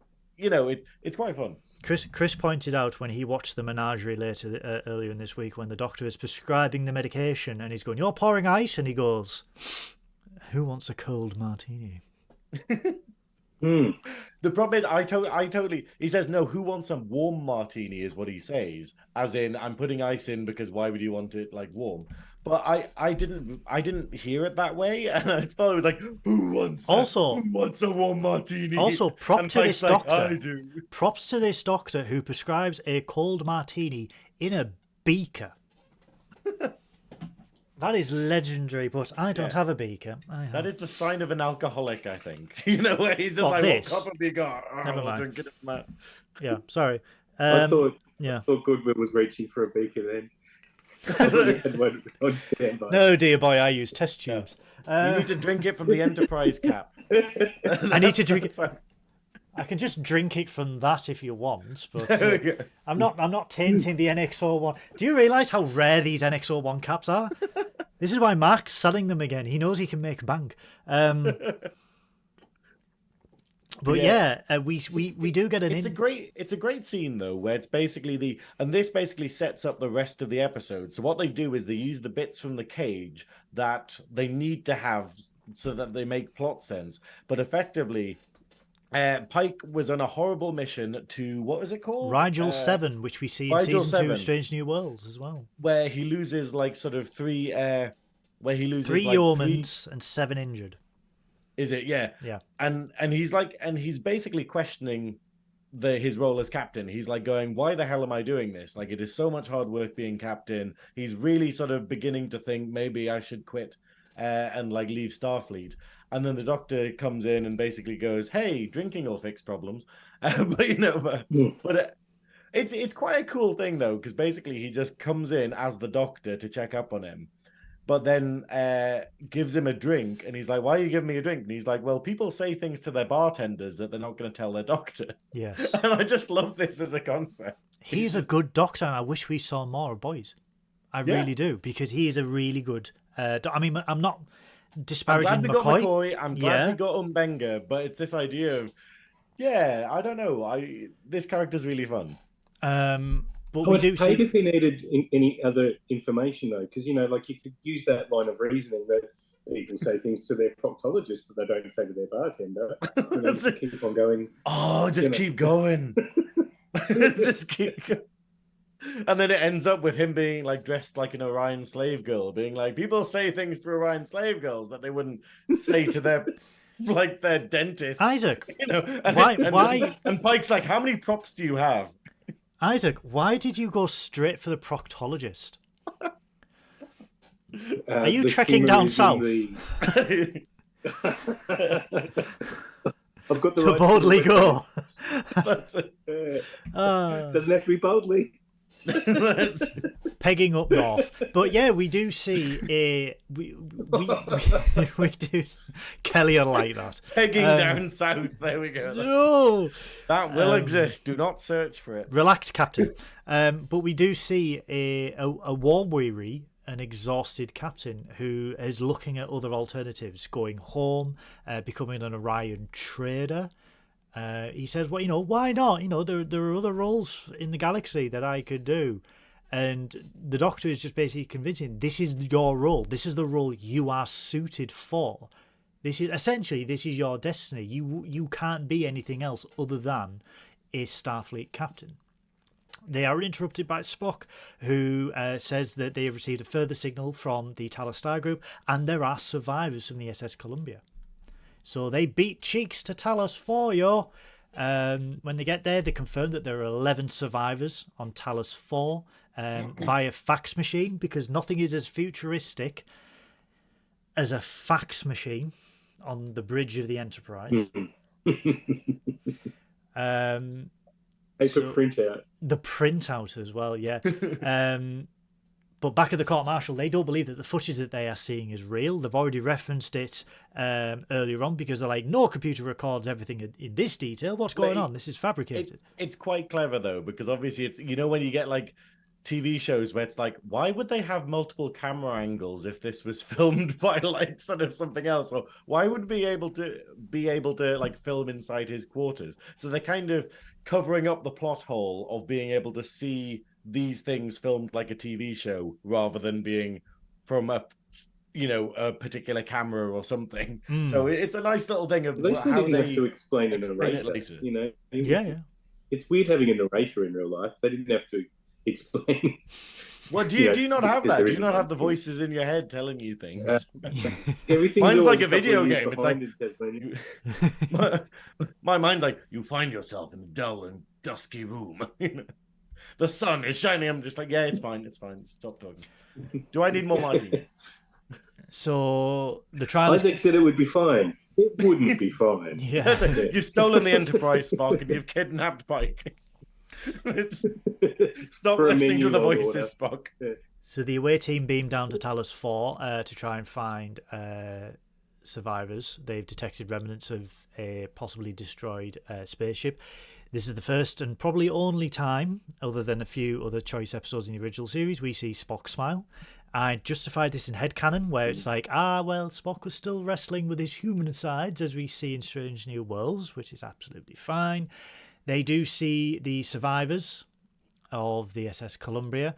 We do see one of the away team, I don't know if you guys noticed that, with a very large plaster on the side of his neck, which only HD can bring up. And I was like, what happened to that extra to justify a handprint-sized plaster on the side of it? Like, was health and safety that bad on Paramount in 1960s that he just got a carotid artery or something? I think the words health and safety would be damned were yelled before we don't started. Wow. And they just put a plaster on him. Okay. You blind someone once, and this is okay. Yeah. Is there a fact there though of like why he had the plaster? I justified how they decorated it. I justified it in my notes that he was one of the survivors of Rigel 7. And that's why he was injured. But I just want to say one thing I wanted to mention is before they beam down to the planet, I think it was cool that number one is left on the ship, because they basically go, hey, we can't take you with us, number one, because you're the most experienced one out of us. So you need to stay here and look after the Enterprise. And the fact that it's a woman in the 1960s, where they're literally the idea of just being like, because they posed number one as like amazingly intelligent, amazingly resourceful, like the best of the crew. And I just think that's really cool. And then obviously they went, no, this will never sell. It's like, no. A woman. A woman. She doesn't even get a name in this, does she? No, she was. Doesn't get a name until Strange New World. Yeah, up until Strange New World, she was just known as number one and quite a mysterious character. Or her parents I think were it's just really edited from this unimaginative. version. I think it's edited from this version, but in the cage, Pike does say that he has trouble getting used to women being on the bridge. Yeah. It's not in this one. But it is in the original one. So even in 66, this was more progressive than 64. So we are making headway. Yeah. The other point he made in the cage was that number one was different, which I find a real difficult thing, because it essentially means that number one wasn't female. But I think it's what like makes going her different. It's going like, oh, you're not like other women. You're competent. Thank you, 1960s. Thanks for that. It's a horrible compliment, because one, it's saying, your gender isn't can't fit on a bridge. But the other thing it's saying is that she doesn't have the characteristics to make her who she is as well. So it's an awful comment. It's either an amazingly progressive trans play, or it's an incredibly offensive, like what is it, misogynist thing. So it's like, oh, okay, which one is it? It's a boomer on Twitter. Yeah. Ooh, yes. Yeah. They locate the survivors of the Columbia, hanging around in a shanty settlement. The doctor, and I love the little comment from the con officer where he's like, oh, you can get back to Earth in no time. The time barrier has been broken. And I'm like, time barrier? Time barrier. Do you have a TARDIS? Well, they call it, rather than warp speed in the pilot, they call it time warp. Oh, they're just like, oh, we need to time warp out of here. And you're like, hold on, there's a film about that which comes out later. There's a whole the Rocky Jeffrey Horror Show comes out. Jeffrey Hunter in negligee. What?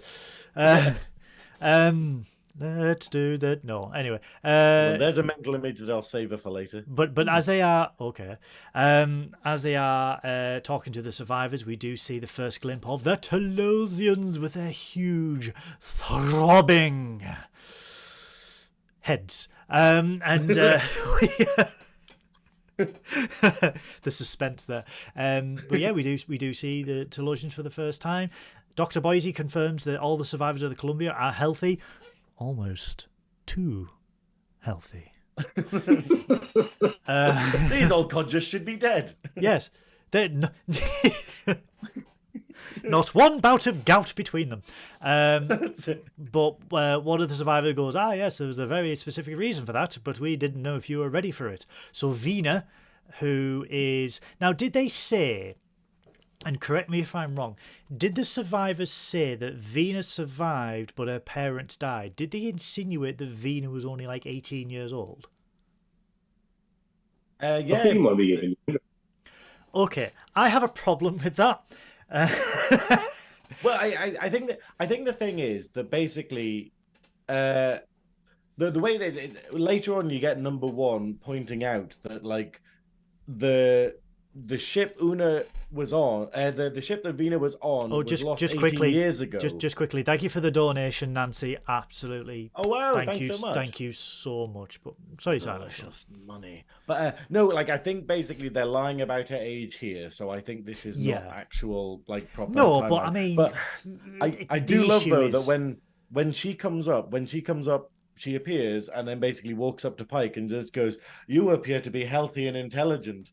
A prime specimen." And I'm just like, it's weird seeing someone else use my dating tactics, but she has more success, which I'm quite impressed by. So,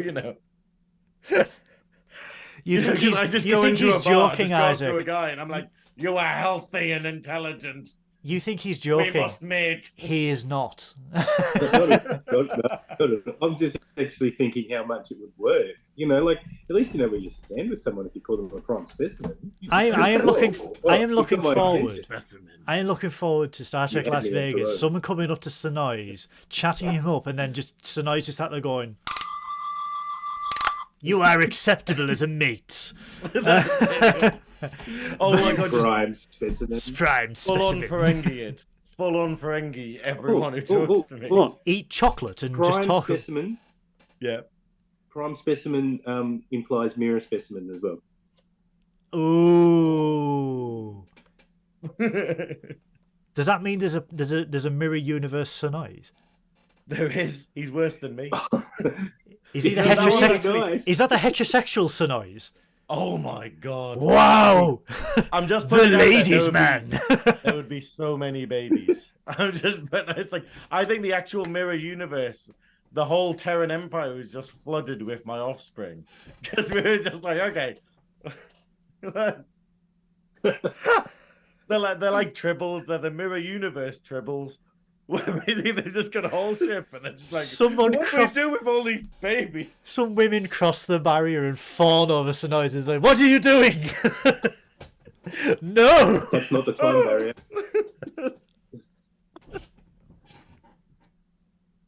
Get your hands off me. No, it's that scene from the guy from Australia where he's like, "Get your hands off my penis." A succulent dad. Chinese Yeah. meal. Australians have two, by the way. Wow.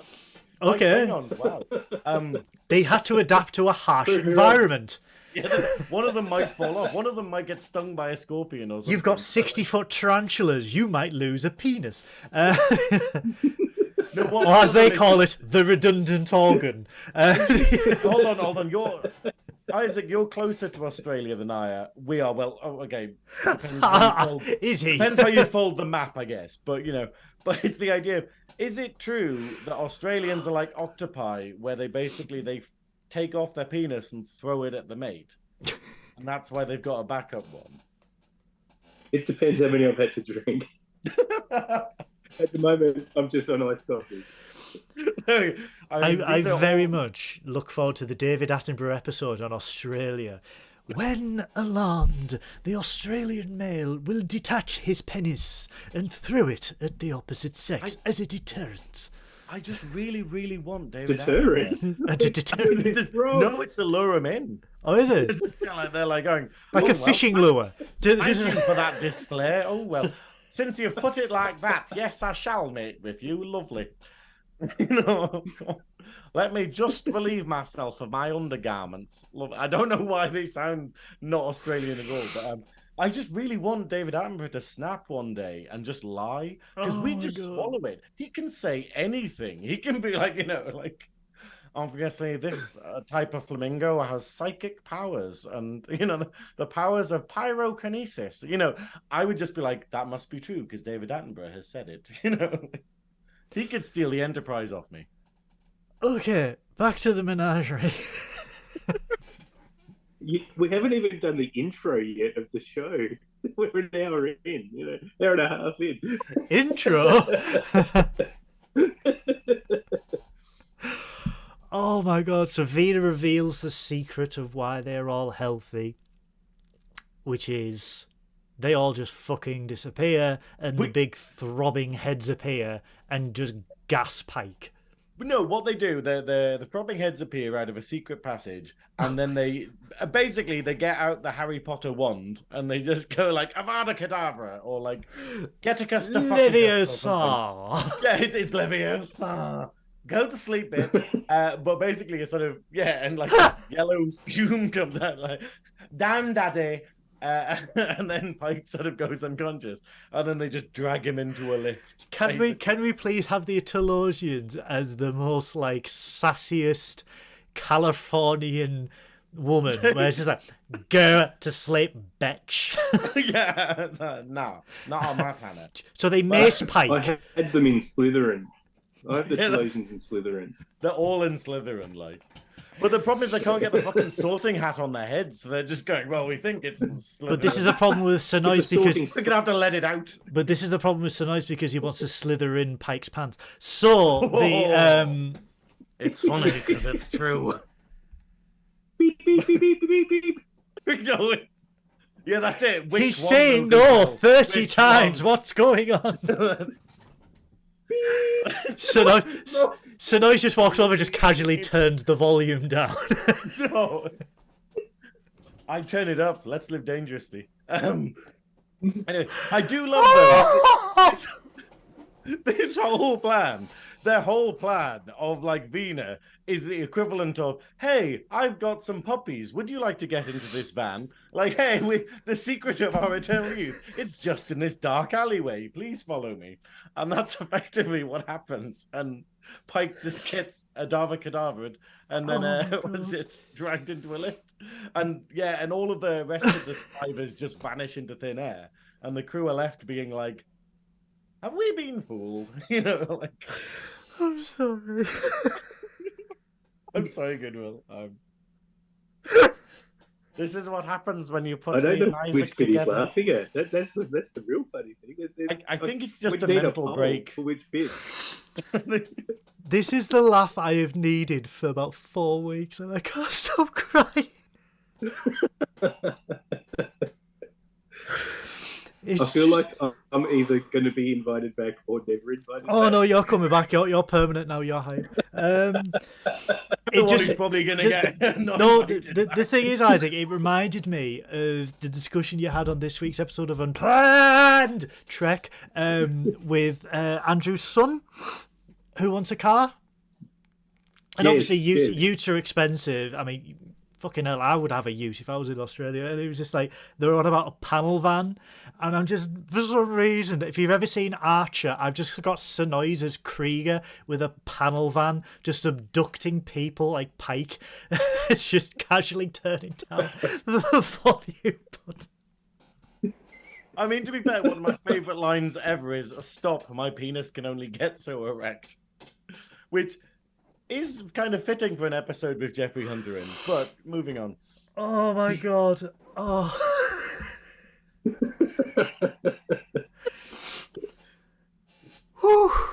I'm having fun tonight. I hope the people watching are having fun. There is going to be someone in the audience going, there's someone in the audience going, get on with the review. You haven't even got to the canon bit. We're not even part 2. Yeah, sorry, Heidi, go on. To be fair, if that person is saying that now, what have they been doing for the first 92? Oh my god! They're not just going to get to, if they've lasted this long, they're doing well. They can be patient. They can let them room for the derail. I think it's just been 90 minutes of them casually opening the drawer, looking at the gun, and then closing the drawer again. Just being like, soon. But the plot twist, after we see Pike being kidnapped by the Talosian nonsense, is that Uhura confirms that the transmission that the court-martial is seeing is actually coming from Talos 4. So everything that they are being seen is being beamed by the Talosians. And here is the plot twist, though. Kirk is then relieved of duty because as captain of the Enterprise, anything that happens aboard his vessel is his responsibility. So not only has Spock put himself up for the death penalty, he has also put his captain up for the death penalty. Mendes takes control, Kirk is relieved of duty, Spock is taken to his quarters, and that is the cliffhanger for this episode of the original series, which this time last week aired in 1966. Part 2 aired this week in 1966. What a cliffhanger if you are watching the first 10 episodes and you are getting into Star Trek and it's just like, what's going to happen? Also, how coincidental is it that we literally are doing this on the anniversary of this episode being aired. Like, out of like It's 52 scary. weeks in a year, that's actually a good. It's coincidence, incredibly I think. scary that your Dabo Wheel picks the most apt episodes that are either linked to what we originally did with Star Trek Picard, or something that's like linked all the way through, like Borg. We did Riser and everything like that. Oh God, I forgot about the Riser episode. I would like to claim credit for it, but I didn't program it to be that intelligent. It's I think just you did. Dumb luck. I think you did. If I did, we would have had Code of Honor by now, Goodwill. Twice. Part 2 of the Menagerie, though. Every week is Code of Honor, Goodwill. This is the future. No. What shall we talk about this week? No. Oh, look, it's Code of Honor again. No. This time in reverse. This time I've made it upside down. This time in reverse, so it becomes less racist as Yeah, it goes. becomes- Okay, that's even better. I like that. Yeah, Gene, what were you thinking? But yeah, part 2, the Menagerie. We see the Keeper takes over the screen again. Pike Well, wakes. hold on. I just want to say at the beginning of this episode, we have it where they does a recap where basically goes over the events of the previous one, but they do it in a weird way where they're all like Spock, Kirk, and Mendes are sort of standing, and it's like it's very like, drama it's like story. it's like the ABBA "Take a Chance on Me" video where they just sort of like Mendes is just at the side, and then Kirk's like looking forward. And I was just fully expecting it to be like a musical bit. But at the time, it was very 60s conceptual shooting where they did that, and it was like experimentation with sort of. I mean, I have seen a lot of crap movies from the 60s, and a lot of the styles that were used in Star Trek were also used in them, where they do like complete blackouts. Where you've just got Kirk, Spock, Mendes, and everything like that. So you do see those kinds of shooting techniques. Obviously done a little bit better on an NBC show, but we do see a lot of it. I mean, the one thing I do like, and I think Mark mentioned it when they did Space Seed, was the narrowband lighting on the eyes to emphasize one's eyes on film, which was a very 50s B-movie horror-esque thing to do. And they remember when they brought it back for Morticia in the Addams Family in the 90s? Yes. And it just looks so good. Just and they having also that brought it back. light across the eyes. But they also brought it back for the Balance of Terror remake in season 1 of Strange New Worlds. Did they? Yes. We Was it probably se- talked yes, about it was. this. Yes. It was. They brought it back because they brought back the eyebrow for Spock. when they pan up to him and he just goes, Yeah. But yeah, they did that lighting. A lot of the, take what you will from the original series, which is famously 79 episodes, 30 good ones, and then some questionable 60s sensibilities. Some of the shot composition, some of the direction, absolutely beautiful. I mean, and if anyone's noticed, I've also not put the remastered scenes. I have put on the photos. I have put the original, except for that one, except for Starbase 11, but these are the original ones that I've put in, because you get the original actual physical model of the Enterprise, which has recently been discovered as well, by the way.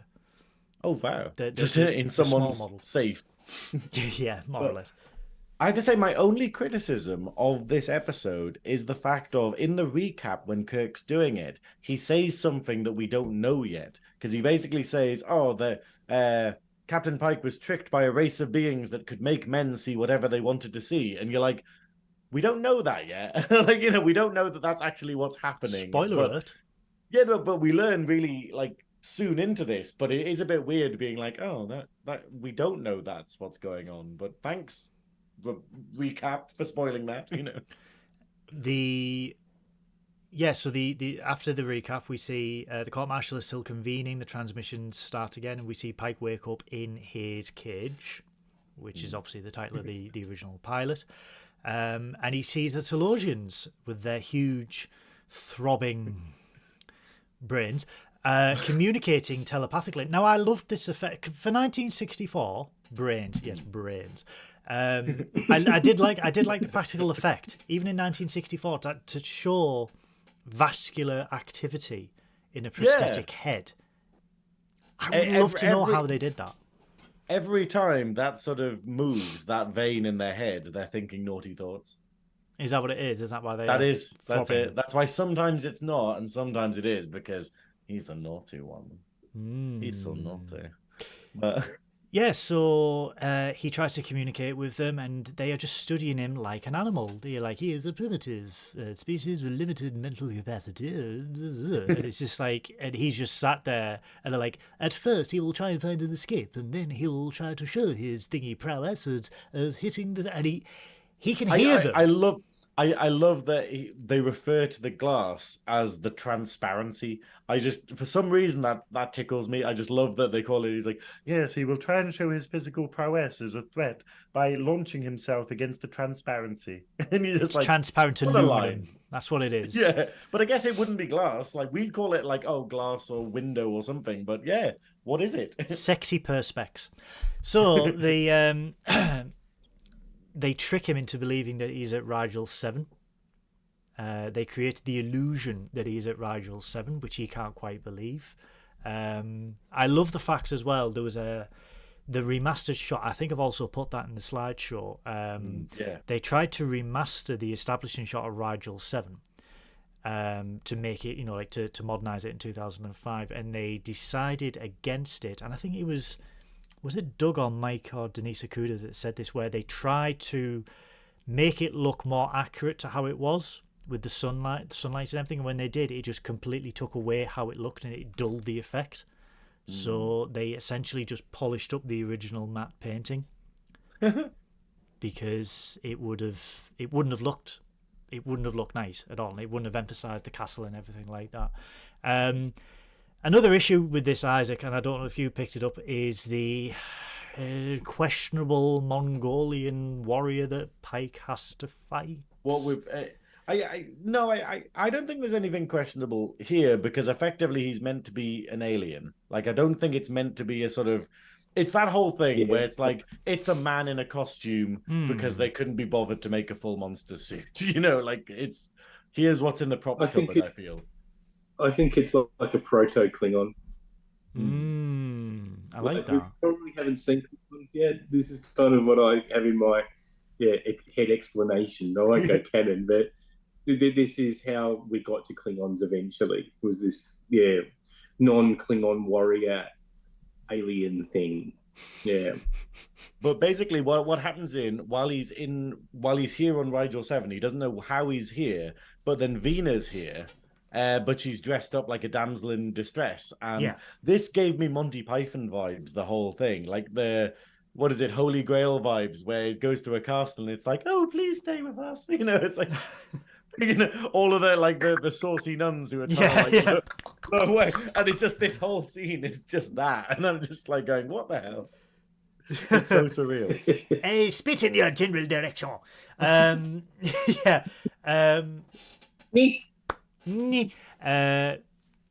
yeah, Spock, there's a bit of exposition here in the court martial scene where Spock goes, they want Pike alive as they are heading to Talos 7, because they're within an hour of Talos 7 now.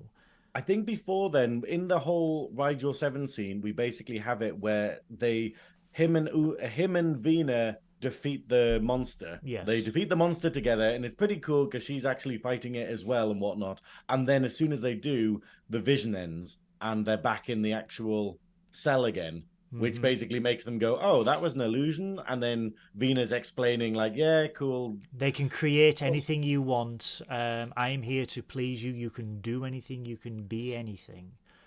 She's basically saying, look, and I don't know whether this is her being told to do this by the Talosians, where she is an illusion and she's trying to sort of get information out of him. Because he still thinks she's an illusion. Or if she's just really bored, because she's just like, oh, whatever your fantasy is, let's do it. Like, just dream of whatever you want and we'll make it real. And I get the impression that she's just like, I'm so bored. Can we just do something? Just think of something. Let's go bowling. Imagine that, then it goes back to the court martial. How about one of my fantasies for once, Pike? What do we have to do do all your fun. Yeah. I've got dreams and aspirations too. Yeah, Pike. Maybe the Rigel 7 one was her fantasy. She's just like, I just love combat, me. We are going to go roller skating and you don't have a fucking choice. My ultimate fantasy is to be trapped in a zoo and to make other people think that they're not in a zoo. It's a crazy meta. It's a good question to ask the chat though. If you were no, I wouldn't say captured. I wouldn't say like maced. Have a cadaver, bitch. Go to You sleep. can consensually choose to be in. If you the consensually, menagerie? yeah, if you consensually chose to be taken in by the Telosians to be an exhibit, would you surrender your life to live any fantasy, be with anyone you want, and it can be as real as you want it to be? Would you do it, yes or no? Everyone in the chat, comment. Everyone who's watching this back, comment, because we want to know. Because I think, I mean, this does raise it at the end of the episode, and it's sort of, it is an interesting question. Like, do you want to live a lie? It's like the Nexus in Generations.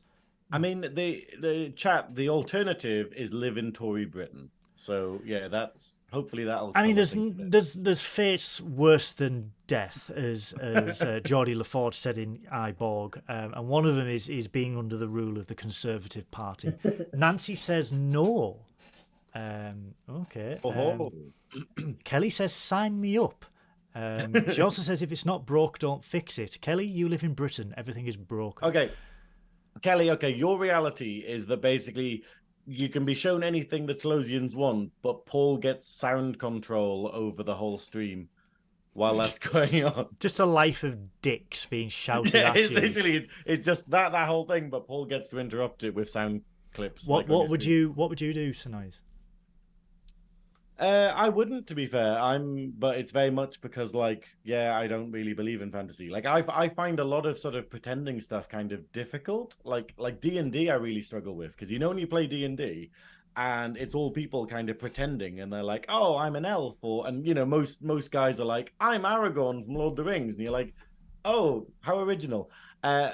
And I don't know, and I find it a bit difficult because I always end up going for characters who are like absolutely shit.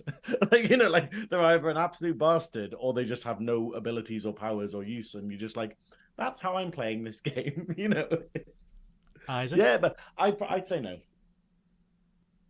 The question you posed, I just assumed this was it. Like this is. Oh, Oh, the conspiracy theorists are coming out. Yeah. Yeah. Hold on, this is your fantasy to be stuck here talking to us for 2 hours. It is kind of how Goodwill. Launch yourself against the transparency, Isaac. Yeah. It's the invite from Goodwill was, how would you like to live your ultimate fantasy and come on our episode on Friday night. And then we got the wand out. It was basically, how would you like to live your ultimate fantasy? Okay. Also, do you want to come onto this porky little podcast at 6 a.m, Tasmanian time? The old beta switch. Oh, I forgot to read. I always skip past also. I got him, guys. Joe Border says, plug me into the Matrix. I've had my free trial of life and I would like to cancel my subscription.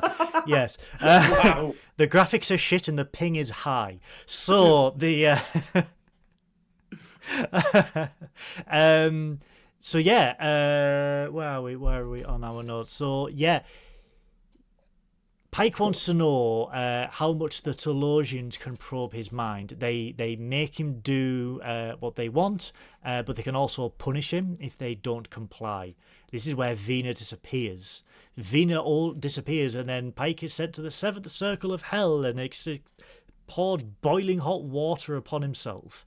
It's quite good though. It's literally like Jeffrey Hunter just being like, oh, I'm fine. Right, cool. Well, it's like, yeah, but the Telosians are like, we can probe your mind to find your deepest desires and also your deepest fears. And this was a fable that you were told in your childhood. And I'm like, what kind of God-bothering fables was this child taught?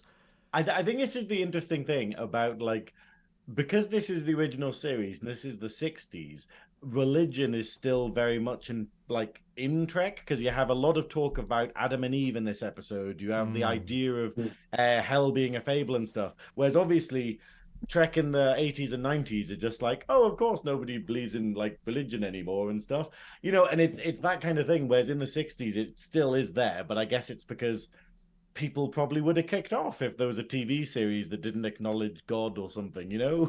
But then they changed the fantasy to Mojave, where Pike is from, and we do see an Eden-esque scenario set up with Veena and Tango. Well, we see Jeffrey Hunter in denim. I'm just putting that out there. Screw Jeffrey Hunter. I see Tango the horse. There's another horse as well, but that other horse isn't given a name because it's not. Fuck that other horse. It's not as good. No, there's an ignored horse, and there's Tango. Yeah, Tango's got a very large. Tango gets all the pats. Yeah. Tango gets all the feed. He's got a very large Twitter following. He I mean, you all joke, he literally does. I just like the idea the horse is just there being like, I will kill again. Just please give me attention. They're like, no, just Tango. But he's also got Sugar who's like, Tango would get a spot. Tango would get a spot on the Horse Whisperer. The other horse wouldn't. Yeah. Wow. Bitter horse. That's what we're calling it. Mr. Ed's got shit on Tango. That's what we're saying. But he won't accept it. Pike won't accept this illusion. He will not accept this illusion. He is in a cage. He gets angry, and then Veena lets slip that they can't read primitive. No, it happens first. He works it out himself. Oh, yes. He comes out of the dream. He gets so angry and he launches towards the Telosian that's reading his mind, and the Telosian jumps back and he's like, "Hang on, I startled you. You weren't actually expecting that. Oh, you can't read my mind when I'm thinking primitive, angry thoughts." Angry thoughts, yeah. And he realizes that if he fills his mind with really basic anger stuff like violence and hate and probably other stuff, the Telosians can't read his mind. So that kind of starts a plan going when he sees Veena again. The other scenario that they create for him is what he mentioned earlier in part 1 with the possible desire to become an Orion trader. And we see questionable scenes where Pike is a successful Orion businessman with an exotic dancer, not what they called her in the episode. I will not mention it. Isn't it? But aren't we allowed to say it because it's still what they say throughout all of Trek? Like even in Lower Decks, they call them that. Do they though? Yeah, they call them slave pits in dungeons and stuff in Lower Decks. I think it's the typical name for them. I think in Trek, but we do see it's Veena who is doing the exotic dancing and Painted green. But it's the fact that Pike has thought about this, and then when it's actually happening, he realizes this is not what he wants, which is what I like. And when he tries to escape the scenario, he is then locked in another cage of the Telosians' design. It's a really odd fantasy to watch your girlfriend dancing with all your mates. Yeah. It's a bit questionable, isn't it? I do like the fact that the Telosians are just like, oh, he doesn't seem to be reacting to her. What if she was green? And it's just like they're just going to flick through all of the colors eventually and be like, oh, why are they? Got a good reaction. Why are they kink probing Captain Pike? That's what I want to know. Like, they are lonely men. I'm just saying that I quite like that. Is that why the brains are that big? Yeah, that's a lot of porn. So they basically, memorized a lot of porn. Right. Okay. Oh wow. Yeah, that's all. I don't think they're when brains, they've used all the disk space. Pardon? I don't think they're brains. If you like, I think it's their Trekkin Up South placed in their Trekkin Up North. Not everybody has their knees in the same place. Undiscovered country indeed. So yeah. I love the fact when the away party comes down that when they try to beam down, the Telosians only beam down the women, as one of the men says. Not like the commander and the yeoman. No, the women. I quite like though that the Enterprise are effectively, because this probably is weird in Trek, but the Enterprise are like, hey, we can't see anything to do with this planet. Like the illusion is so great that they can't actually see anything under the surface of this planet from their scanners. And basically, they just go, we're just going to blind teleport. We're just going to teleport down and into hopefully rock. we won't land. Yeah, and hopefully we won't land in rock. Health and safety be damned. Yeah, and they do that, and then basically, like, the Telosians make it where basically only number one and a yeoman. I don't know if she gets a name. Now, I wanted to put to you guys, and I mentioned teleported. I mentioned this when we did when we were reviewing Picard season 3. I don't know if you've seen it, Isaac. The little short video on YouTube where they're trying to raise the saucer section of the Enterprise. It's a very short. It's a very short animation. Basically, it's this channel that's worked with the Roddenberry archives, and they have made some fantastic short videos. I'm gonna have to find the channel now because I'm gonna have to give them a shout out. They do a scene where basically it's Starfleet trying to raise the saucer section of the Enterprise from Viridian 3, because obviously the Prime Directive and everything like that. But we do see an actor who is not even CGI'd, is made up to look like Spock going to Kirk's grave. Now, this channel, Generations Raise Saucer. I'm trying to find the video because I need to give them a shout out because it's absolutely incredible. There it is. It's from a little YouTube channel, but basically they created videos which predate The Cage, and it's down to Talos 4. Yeah. Oh, they really? get an actress, right, who, and I can't believe, is an absolute doppelganger for this yeoman, and they create scenes from the motion picture, intertwine them with like a prequel to The Cage, where we see the classic, that version of the Enterprise from The Cage there. And they're only like 30 seconds long here or there, but oh my God, they are absolutely incredible. What I will do, I will post a link on my Twitter. I'll try and see if I can find it on here. Because it's actually the Roddenberry archive. The video's called 765874. Which is... I won't remember that. But it's part of the Roddenberry archive. So if you Google the Roddenberry archive, because the archive have done some very highly detailed things of the bridges of every single Enterprise or every notable starship, but they've done these slight videos, like almost like tests of what technology is capable of doing without like CGI or anything like that.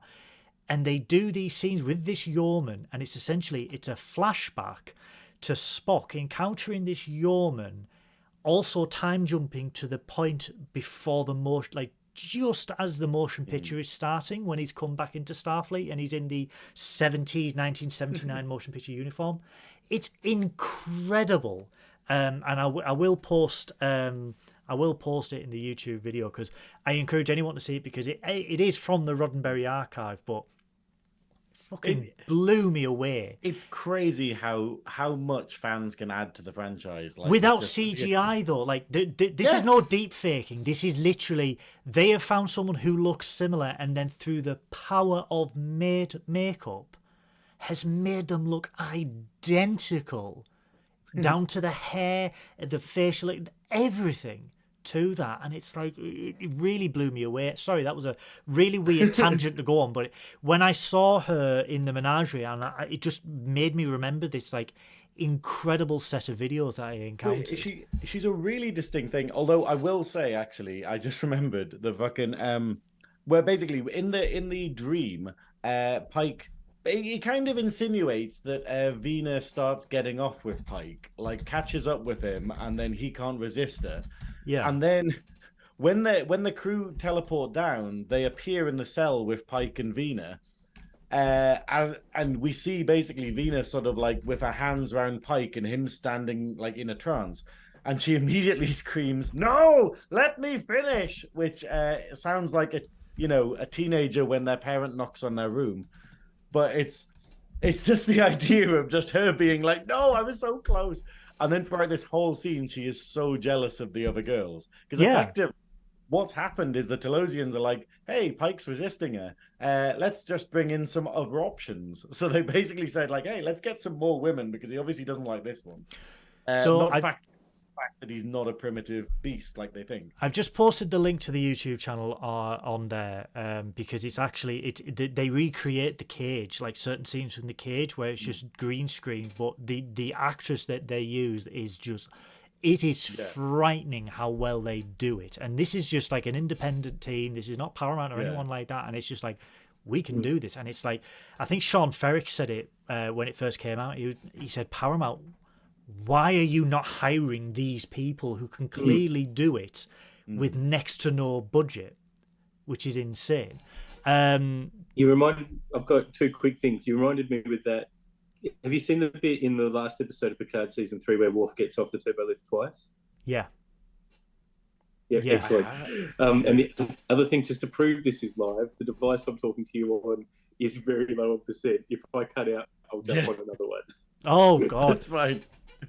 Let's skip through it quickly. Let's get through it. Okay. Yeah, so they beam down because essentially the Telosians want breeding stock. So they basically say, well, if veiny is not acceptable, here are two other options. One is superior in mind, one is superior in youth and in strength. And I'm just like, hell of a burn on Michelle Beret for that one there, because she was fine. Well, to be fair, though, she number one gets an amazing line, which is basically... Veena complains that she's like sort of ugly and intelligent, and that, you know, it'd be like sleeping with a computer. And then number one just kind of goes, hey, here's a bit of time computation. You're old. Basically just going, hey, you went missing 18 years ago, and you were 18 at the time, so you must be pretty old now. Like, and I do like the idea of this little bit of mathematical shade that she throws, and then it just skims over it. But I think the best type of shade. Exactly. Where they're too dumb to notice it. It's like, you know. But later on... It's like when people tell me sort of, oh, do you know who my Dar is? And I'm just like, do you? But Pike tries to take the weapons. Pike tries to take the weapons, which are apparently dead. Number one cannot contact the Enterprise. However, later on during the scene... have we seen where they tried to blow up the... Yes, we did. Obviously, they tried to blow up and it didn't work. Yeah, basically earlier on in the episode, so I'm calling Aruna, number one, and the Doctor go down to the surface, and they use basically a massive phaser, like a huge cannon, to try and blast a hole in the elevator doors that they saw Pike being dragged through. And it doesn't work. Nothing will actually blow up these doors. They can't make a dent in it at all, which is why they've decided to teleport down instead. But we find out why that is later on. I mean, so what we have is they then go to sleep, okay? They all pretend to go to sleep, but Pike isn't actually asleep. And then a little hatch opens up at the side of the cell. And then one of the Telosians kind of sneaks in, trying to grab the phasers that they've just kind of discarded at the side. And Pike immediately opens his eyes, jumps for him, and drags the Telosian out and starts strangling him, which... Harder, Daddy. Yeah. Okay. I sent you a picture earlier. I put a picture on our Discord of a screenshot of this scene with the words "Harder, Daddy" on. Because, and I'm not gonna lie, kind of jealous of the actor who got to play a Telosian here, because he's getting like strangled by Jeffrey Hunter. But Can we go back to what fantasies would you choose? Anyway, the Telosian tries to transmogrify, tries to give the illusion that it's a beast. Pike is not while it's buying being strangled, and Pike's like not buying this at all, and just keeps his hands on him. But pulls a phaser to his face, and he's like, "I'd like to bet that this phaser actually works. So shall we try it on your head?" Well, this is the great thing, because basically Pike picks up the phasers and fires both of them at the actual transparency at the glass, and nothing happens because they don't work. Yeah. But then basically he gets the gun and goes, I wonder what would happen. Oh, we've lost Isaac. We were like, oh, the craziness. The craziness. Yeah. It's live, guys. Do we need to update the thing? Or it's fine. I'm sorting it. Don't worry. Oh, cool. Hello. There we go. Oh my God! Look at me. It's just my head. He's in two places at once. What on earth? It's a transporter malfunction. That's what this is. What? Oh God! What on earth? He'll be back in a moment, so we can. That's just, fine. I'm sorting. You're seeing how the sausage is made, everybody. The power of live TV. Oh, that's fine. We're fine. We'll sort it. He didn't think he'd need 2 and a bit hours of battery. That's fine. I'm just going to keep your head on that corner there. But yeah, transporter accident. Yeah, you're right, Kelly. That's what it looks like.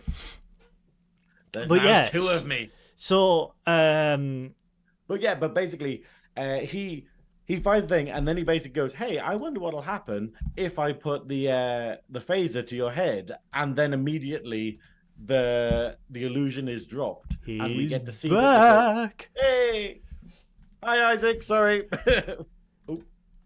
That's okay, guys. Talk amongst yourselves. I will. Welcome back.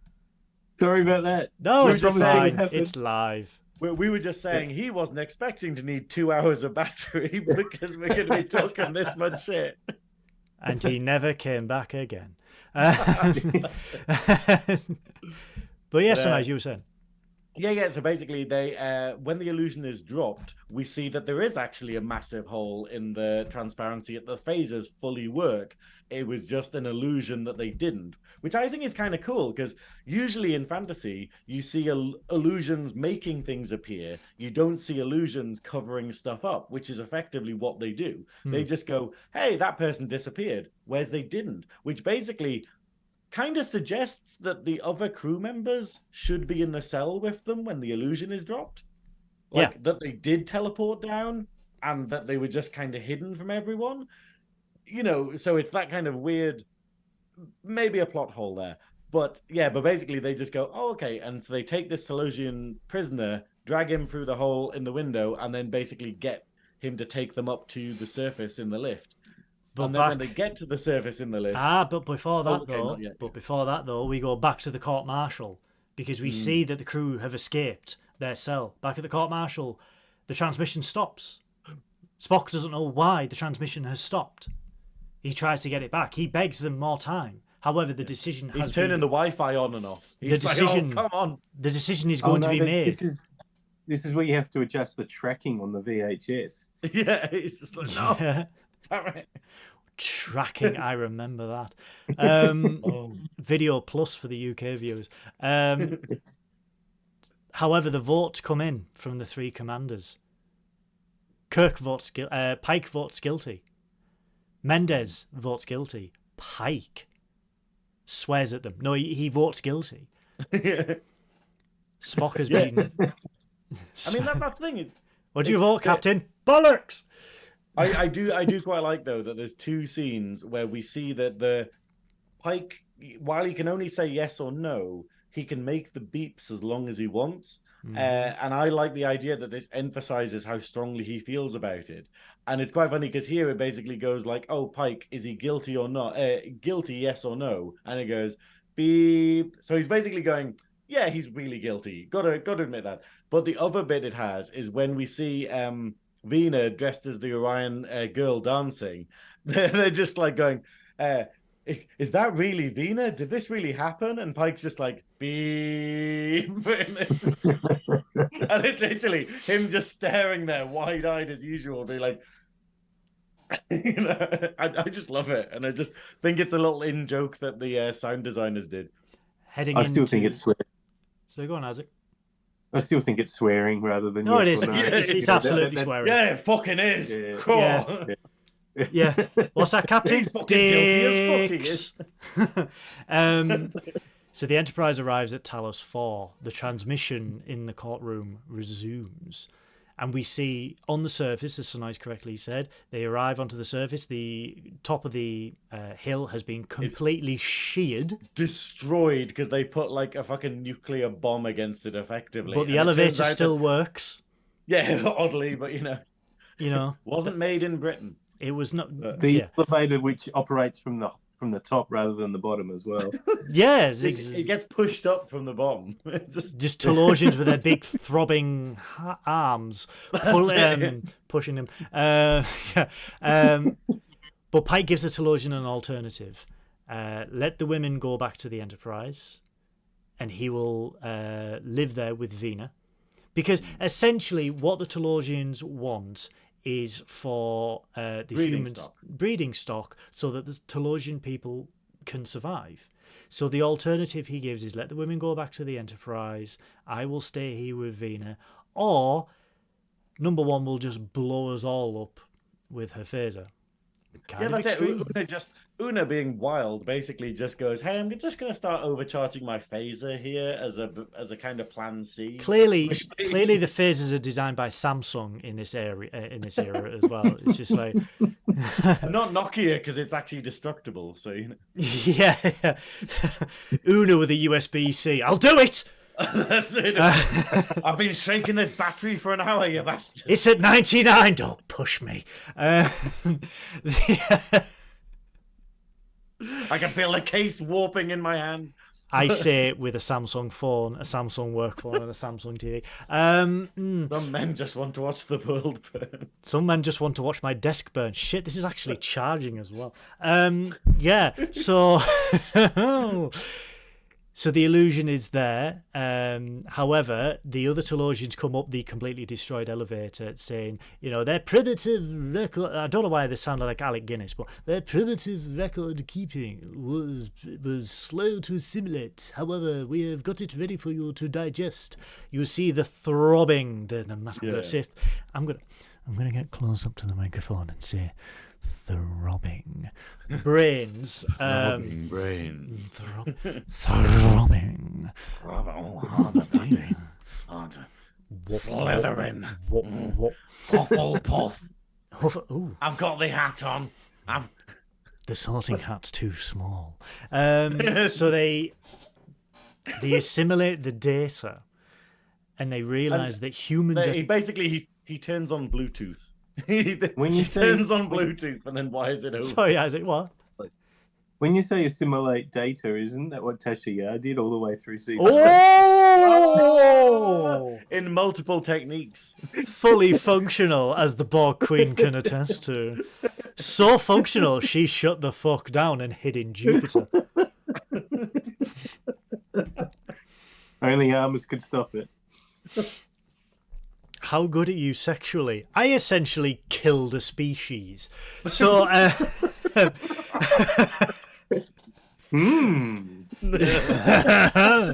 good enough for me. You had me at hello. Yeah, well, I did ask you to destroy me, so fair cop. 36 years, 27. It is the 27th anniversary of Data's last fuck. That's all I'm going to say. So doesn't he technically? No, First Contact is 27 years old this week. Okay, yeah. So it's the 27th anniversary of the last time that Data had it, and he essentially shut down the Borg network. Okay, so I'm just saying though, in the future that it gives in the last episodes of Next Gen, where it's got him working at, is it Oxford? He's like a lecturer at Oxford, and he's Cambridge. Cambridge, there we go. Yeah, one of them. Fuck Oxford. I've never been there. Yeah, forget Norway. But I just like that. No, during that he was organising fuck parties all the time. Just saying, and he kept the tweed jacket on. I'm just saying that's canon in my mind. While smoking a pipe. Yeah. So, Euphemism, phrasing. So they realise that humans obviously do not like to be caged and are quite violent for their needs. So they are just free to go. And Pike, they're basically like, oh, this is a terrible idea. Let's just let these people And I love free. the fact that Pike's just going, oh, so we're free, are we? No apology, no nothing. Yeah. Which is, So the option is stay here forever with one woman, or we'll blow you up. And I've gone, nah. Just That's some boomer humour straight away, isn't it? Stay here with the wife. I just love that, like, throughout this whole thing, I quite like that Veena gets a scene where she kind of loses her shit, when the other girls teleport down and she's just like, nope, he picked me, you fuck off, you're ugly, you're a bitch. Because effectively, Pike's just like, sleep with this woman or die. Oh, It's a tough one, But like imagine being on the other side of that situation. But they are free to go. But they ask, what about Veena?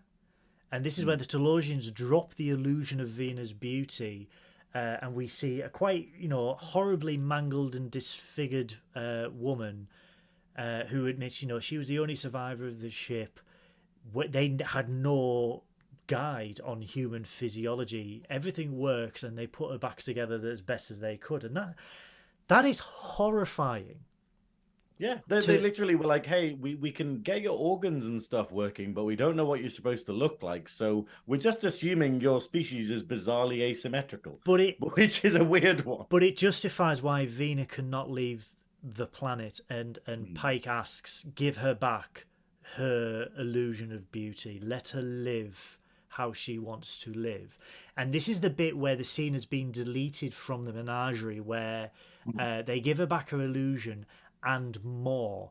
And this is where you would see the illusion of Pike with Veena, who would then go back. Who would then go back into the cage. That was deleted because they used that at the end. Yeah, where the Telosians give Pike an ultimatum to basically, do you want to spend your life? Because the Commodore disappears before this happened. The Commodore disappears. We go back to the courtroom, and basically the Commodore disappears, and it turns out that actually Mendez didn't leave Starbase 11 at all. He's been in a very long distance illusion for a very, very long time, and that the whole thing. This is where it gets a bit silly, because you're just going, what have you said? Like it just gets dropped as well. Was an illusion. Yeah. Like the whole General Order 7 gets dropped. So you go on. What about this bit though? So Pike gets told, hey, asks how about the women, and the Telosians go, yeah, but this is what Veena looks like, and he goes, nah, keep her here. Like, it is kind of I like her and all, but I only like her when she's hot. But not when a kneecap is next to a shoulder blade.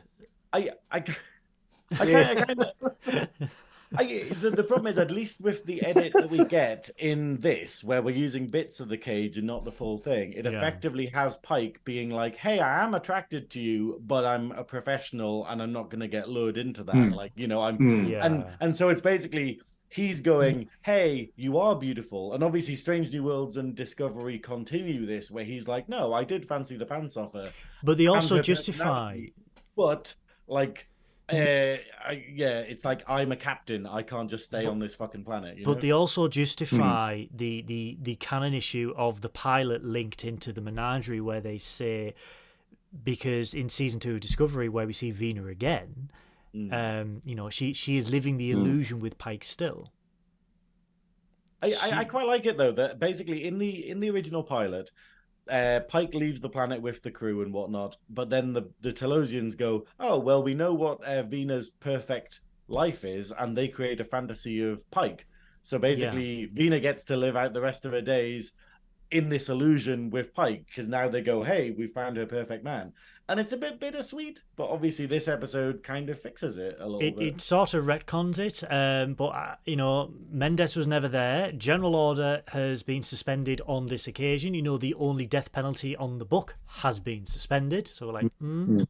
Yeah, it's a bit like, but this is why we did the poll, because he's just going, that's awfully fucking convenient. He did knock out 2 people. Penalty. Oh, go on, Isaac. If you go to that adolescent planet where you only wear little tank tops, and you tread on the garden, then you deserve the death penalty. Wesley should have died. That's it. Never get in between a man and his allotment. That's all I'm going to say from that. I think that's the craziest thing, though, that it's like the idea of, people talk a lot about like captains, and they're like, oh, Picard always follows the rules and stuff. And you're like, no, he breaks them a lot. Like, that is literally going, hey, we need to respect other people and their cultures. Not this time, though. That's the whole episode, though. There's a movie called Insurrection. Like, he wasn't doing the things that he was told to do. Yeah. Also, shout out to Insurrection, that shows that Starfleet HR is the best HR in the universe, because they let you roll over your holidays for as long as you fucking want, because Picard had 360 days worth of shore leave, and I'm like, did I you think just? it's $3.95. Yeah, but like, did he not have any time off for 30 years? Like, I only get 4 Can weeks. you just imagine cashing that in at the office? Just be like, okay, Well, so Yeah, he had one day with Beverly near a waterfall. We know that much. Oh, we do know. He had captain's holiday on Riser, from what I can remember. Yeah, that was the best 5 minutes of his life before Jack. That was born. just martinis and Hawaiian shirts, and Yeah. occasionally Mark was there, I believe. I can't remember. It's, but no, the Telosians give Pike. It's not an ultimatum, really. It's a choice. He can spend the rest of his life free of his physical. What did they call it? It's a very 60s word. Free of his physical. Where's he gone? Inhibitions? Free of his, unfettered by his physical body, and spend the rest of his life with them. Chris says yes. Yeah, I love it though. I literally love that. Like Pike just immediately goes, "Yeah, beep," like Yeah. now and this is the whole thing. This is why Spock has done this. This is why he is literally mutinied. He has broken all of the rules in the book. He has like nearly got like himself and Kirk killed with the death penalty in order to make sure that this captain who he loves and respects gets a good life. Yeah. And I don't know why they can't just heal him, because this is set after all this other stuff. It's never raised the whole thing of going, why can't we heal him? Or why can't we have like a psychic with him who can translate his thoughts or Beeps. stuff? Yeah. And it's the whole thing of, or even like they hadn't, like we were saying in Futurama, where Morse code. But maybe they've never Learn to seen. beep in Morse code. Yeah, but maybe they've never encountered delta radiation. Maybe they don't know. Maybe they can only create an illusion. I think that's the thing, but I think it's the idea of there's a massive plot hole, and it's great that this happens, but it is just the whole like, hang on, I expect more from Trek in terms of explanation. But here is the last I problem. also was expecting. I was expecting to see what happened to Pike. Yeah. Yeah. Yeah. We don't. What his fantasy know. would be. Look, I think we always. Oh no! Like that it the happens accident on this planet. Oh. Like the way it's kind of set up is that the Telosians or Rigel 7, like all of it is pinned as being important in the sense of that's why he ends up the way he does. Yeah. But there's nothing actually that really states that. So it could happen anywhere, anytime, particularly from a Strange New Worlds perspective. Yeah. I know they've set up Veena and Telosians already there as well, but whatever happens to him doesn't have to happen there. It could be, Prime Lorca that shoots him or something. Yeah. Well, this is the thing. It's like we don't know when it is. Like Discovery basically shows the scene and shows like what happens, but we don't know when it is. And that's the great thing, because that means Strange New Worlds is are we gonna have the original series? Have 5 seasons? Are we gonna have 10 seasons? No, the Menagerie actually says part 1. It actually says it's only been a couple of months. So the since accident. Rigel 7? No, since Pike's accident. Oh yeah. Rigel 7 was 2 weeks prior to the cage. Yeah, but the problem is, but the cage has happened long before Strange New World starts, kind of thing. Oh so yeah. The cage is the cage is 4-5 years. Yeah. Before. So we've got a good few years and a few potential seasons of Strange New Worlds until we go, oh, now the thing happened. So this is 2266. Yeah, this is 2266. We are currently at 2260 in Strange New Worlds. So we have 6 more years of this. And it's kind of it's nice to be bookended, but then there's that anxiety within me that goes, will they change it? I don't think they can. I don't think I think the last episode of Strange New Worlds has to be something awful happening to Pike. Yeah. You know what, though? This is my fear. What if it gets Enterprised? Like, we know this is how it needs to end, and this is how the final episode of Strange New Worlds needs to be. But what if Strange New Worlds doesn't get to a season 6? Like, it's unlikely, but imagine if they were just like, oh, here's Riker on the holodeck again. I would love that. I would love that. I have faith of the heart that that's not going to happen. So, but we do you look see like Snufkin from the Moomins when you put the hat on. Thank you. But we do see, this is my last issue with this, where Kirk asks Spock to take Pike to the transporter room, and almost instantaneously, as those doors shut in the courtroom, Pike is on the surface holding Venus' hand. Yeah. And now, but I do love the last line of the episode from the Telosians where it goes, Captain Pike has an illusion. You have reality. May you find your way as pleasant. And I like that. And I like that they use footage of the Telosians and then they just dub the voices over the top of it. Like, it's blatantly not, it's blatantly like old footage they use. They're just throbbing away on the camera, yeah. Oh my God. Oh. The Telosians. Pike has an illusion. What was that, Isaac? Oh, I was just questioning what was throbbing. I said the Telosians. Oh, I'll tell you later. However, guys, we did have a poll on Discord and on Twitter. So the lovely Lee, King of Discord, if you can put the poll results on the live chat. The question was, should Daddy Lee, should Spock have been punished for his actions over the course of the Menagerie? The answers, as I've already said, were yes, he broke the rules, no, he did the right thing, no, he should have asked. So for Twitter or X or whatever, or it was no, he should have asked, but on the Discord we put it as no, he could have done things better. Yeah, but I couldn't put it on because 25 characters apparently. Thank you, Elon. With 71.4% of the vote, no, he did the right thing. Wow. 14.3 for either other answer. Yes, he broke the rules, and no, he should have asked. So it'd be interesting to see what the Discord creeps have voted, because they get to see the Menagerie for the first time for some of them, which is incredible to think that someone is experiencing this episode for the first time.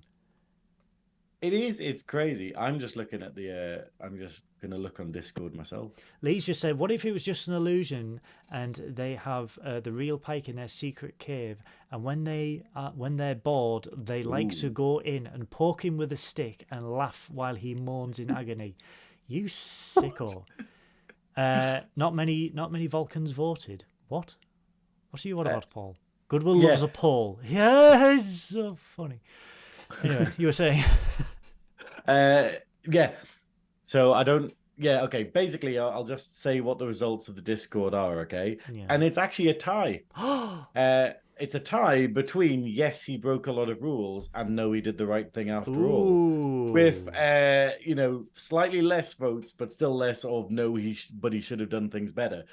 And I'm gonna say I was one of the people that voted for yes on this, because I'm going to be honest, okay? Like we say with Trek, it's the idea of rules are there for a reason, and whatever happens, whatever justification it is, Spock should have got some kind of punishment. Not the death penalty, but he literally did nerve grip 2 people. He did steal a starship. Again. It is technically mutiny and treachery and like treason, and yeah, he falsifies evidence. I mean, the scariest thing about it is how dangerous Spock is. Like, it's like when Data steals the Enterprise in the episode where he has the homing beacon and he goes off and finds his creator. And you're like, oh, we didn't really process how bad it could be if Data had bad intentions. The same way that here, where we're like, whoa, Spock has the wherewithal to be a real threat. And there should be some kind of punishment. Like, just to be like, hey, you did hurt a lot of people, but with good intentions. But yeah, I think the lesson is, though, that at least he's not an augment, because we hate them for some reason. Yeah, that's it. It's just like, oh, well, at least he's not genetically manipulated. At least he's not Bashir. That's what you're trying to say there. Yeah. The issue I have, and I'm very much with Synoiz there, where he violated the only rule in the book that comes with the death penalty, and then for some plot contrivance reason, all charges are dropped. all charges. He hijacked the Federation flagship. First of all, he diverted it from its patrol route to a starbase, falsified records, knocked out 2 Starfleet officers, hijacked the flagship, locked the computer with the threat of shutting off life support, and then the Commodore goes, we're just going to wave it this time. Bearing in mind, Spock has stolen the Enterprise possibly twice before this already. I have an issue with it. I have an issue with it. I would have much preferred if Spock had have been punished, but then they did the thing where they're like, oh, but rather than the death penalty, we're just going to make it where we keep an eye on you and you're confined to quarters for like a month or something. He gets a verbal warning. Yeah, where they're effectively going, because it was for the right intentions, but we need to set an example by doing this. He's on a performance improvement plan. Yeah, that's it. Like, well, it's 1 strike. If you do this 2 more times, we're going to have a disciplinary, Spock, you know. Oh, no, not a disciplinary. Oh, no. That's it. And he just goes in and just nerve grips them. He's just like, right. Yeah. But this was a classic episode of the original series. And it was an amazing episode to end an amazing run of Trekking Up North in 2023. How are we still doing this? How have we not been cancelled yet? Because Paramount haven't found us yet. What a year it has been. We have created so many wondrous tropes and gimmicks with Miles, the evil that is Keiko O'Brien. We've met some... We don't. We've met some truly wonderful people like Unplanned Trek. Mark, Sean. Thank you. Clone Star podcast. It's been a long road getting from there to here. It's been a long time, but our time is finally near.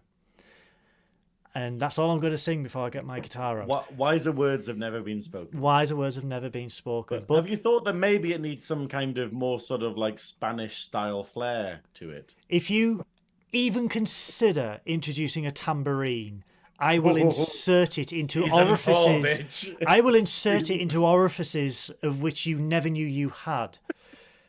Let's speed it up a bit. The Telosians have them too, those orifices. Oh, God, big Where are they, though, if the downstairs mix-up's already moved up, you know? Trekking down south. But yeah, that is it. That is it for Trekking Up North in 2023. Or is it? Because, guys, we have got the Trekking Up North Holiday Special. That's right. You've heard of Life Day. You've heard of Wookiees with human teeth. Now you're going to have the holiday special that's actually decent with me and Synoiz talking about all the wonderful cultural celebrations that are shown in Star Trek. It's going to be mostly DS9 because we're just going to ignore Chakotay's shit. Because I think we should bring it up. I think we need to ask the audience. So what I recommend is that you comment on this video. If you're in the Discord, post it in the Discord. If you're watching this on video, if you're watching it on Spotify, find the Discord. Send it to Goodwill on Twitter. Yes. But basically, tell us what your favorite like holiday or festivity in the Star Trek universe is. Like, we have all these things where we have the Bajoran like Day of Thankfulness, I forgot what it is. All these little things. Like, just tell me which is your favorite and which you would like us to actually have as a holiday, and then what we'll do is we'll bring them up in the episode, because there's some cool little celebrations, like loads of Klingon stuff where you're just like, that sounds amazing, you know. They just have holidays for days off. That's what I think. What's his, Isaac? Yeah, I'll give you a quick segue. So in about 27 hours time, us over at Unplanned Trek are pressing play on the Voyager Christmas episode Death Wish. Ooh. So if we're going to do a live commentary episode. So if you want to be part of that, because it is a Christmas episode, it'll become clear why. Feel free to watch that with us. We're inviting Patreons to be like I am today, to be part of the YouTube, or people just to tweet in live. But if you press play when we press play, we'll all sync up and it will be great. But yeah, it's the Christmas episode of Voyager. That is absolutely Amazing. incredible. And that is another segue, because I would like to thank Isaac from Unplanned Trek for joining us, for getting up early, because he's been conditioned by Mark Cartier to never sleep, to always be awake. It's in the contract. It's in the contract, yes. Mark, No if, sleep. I didn't Never. read the contract. I just, if you've got one of those, if you've got one of those contracts, Mark, please just send me a message. Contracts don't exist. They're a Telosian illusion. It's The verbal. contract's not real. It's the verbal. phasers work, Isaac. You sign with whiskey. No, but thank you so much for Isaac for being our very special guest from Unplanned Trek on our last episode Thank you. of Trekking Up North. Wow. Like I said, we are going to have the holiday special where we will spin the Dabo Wheel of Episodes for the last time in 2023 to decide what first episode of 2024 we will be reviewing. Or shall we do a 2023 retrospective, Synoiz? What do you think? I am not qualified to make decisions. I will make the decision for you, and you will like it. I will be the Cartier of Trekking Up North. Oh, daddy. Oh, dada, you furry tribble. But, Isaac, Unplanned Trek, where, even though it's in the description below, where can we find you? So on social media is the best place to get us is X, which is just at Unplanned Trek. And if you like listening to us, at the moment we're just an audio podcast. So Spotify, Apple Podcasts, Google Podcasts, or all the popular places you can find us. We are probably going to be moving to YouTube soon in 2024 with some help from the guys from Shuttle Pod Show. That's the Amazing. goal with it. And we're basically holding on to Mark Cartier's backpack and letting him lead where we're going on a holiday adventure. So whatever he asks, we just go, yeah, all right. Yeah, I'm going to the Shuttle Pod live show. Excellent. And I'm going to be Terrific. working it because Mark I think it'd be fun. does not have a I think choice. that'd be really good. He does not have a choice. And then I will be, me and Synoiz will be at STLV in Las Vegas. Wonderful. And we will also annoy Mark. Yeah. Basically, any convention where there is a bar, you will find the Shuttle Pod Show, which, yeah. But please, guys, follow Unplanned Trek on the description below, right down there. Anywhere you can get a podcast, that's where they are. We've got the Spotify link down below. Give them a listen because, holy crap, Isaac's melodies just stick in your head and you will never get them out. Thank you. And if anyone is free tomorrow to do Death Wish with us, we'd absolutely welcome anyone. That's to without do Charles that rewatch Bronson. with us. Yeah. That's without the Charles Bronson death. It sounds like a lot of fun. How It about a sounds like lot of cookie? fun. No dice. This ain't over. But yeah, guys, this has been. Just say I will be streaming after this. Everyone Oh, in the no chat, one if you want cares. to join me on Twitch. We will hopefully be finishing the video game I'm playing. Oh no, not Ad Infinitum. No. We're gonna, No. we're hopefully gonna finish it. Oh, it's horrifying. It's really scary, but I think the funniest thing is basically what happened is one of my wonderful followers on Twitch saved up 10,000 channel points in order to choose a game for me to play. So we're gonna get ad infinitum out of the way, so that basically I can now play Persona 5 Royale, which is a batshit crazy JRPG. I have 9,000 points. Oh God. And you've wasted a lot of them on random videos. Have you ever heard of Danganronpa? Not yet. You will. Oh God. Yeah, I'll be doing Nothing's that the if you first. fancy joining that. What was that, Isaac? Nothing ever surpassed Basketball Nightmare on the Master System. Just saying. Basketball. Best game Night. ever. Can you imagine spending 10,000 points to make me play Master System game? I just be like, okay, that is a It'll flagrant probably abuse take of 20 power. minutes to get through it as well. It would be really funny because we'd have to Worth it. record Synoiz going to buy a Sega Master System from somewhere, then finding the game, that will not be available anywhere. Off to Japan to find the thousands. ROM. Yeah. Guys, you can find Synoiz's Twitch link straight down below. If you like this video, please give us a like. If you, for some reason, are not a member of Nerdy Up North's YouTube channel, click that subscribe, hit the like button, caress the bell. We do videos about everything nerdy, not just Star Trek. What are they doing this Sunday, Synoiz? Because I can't remember.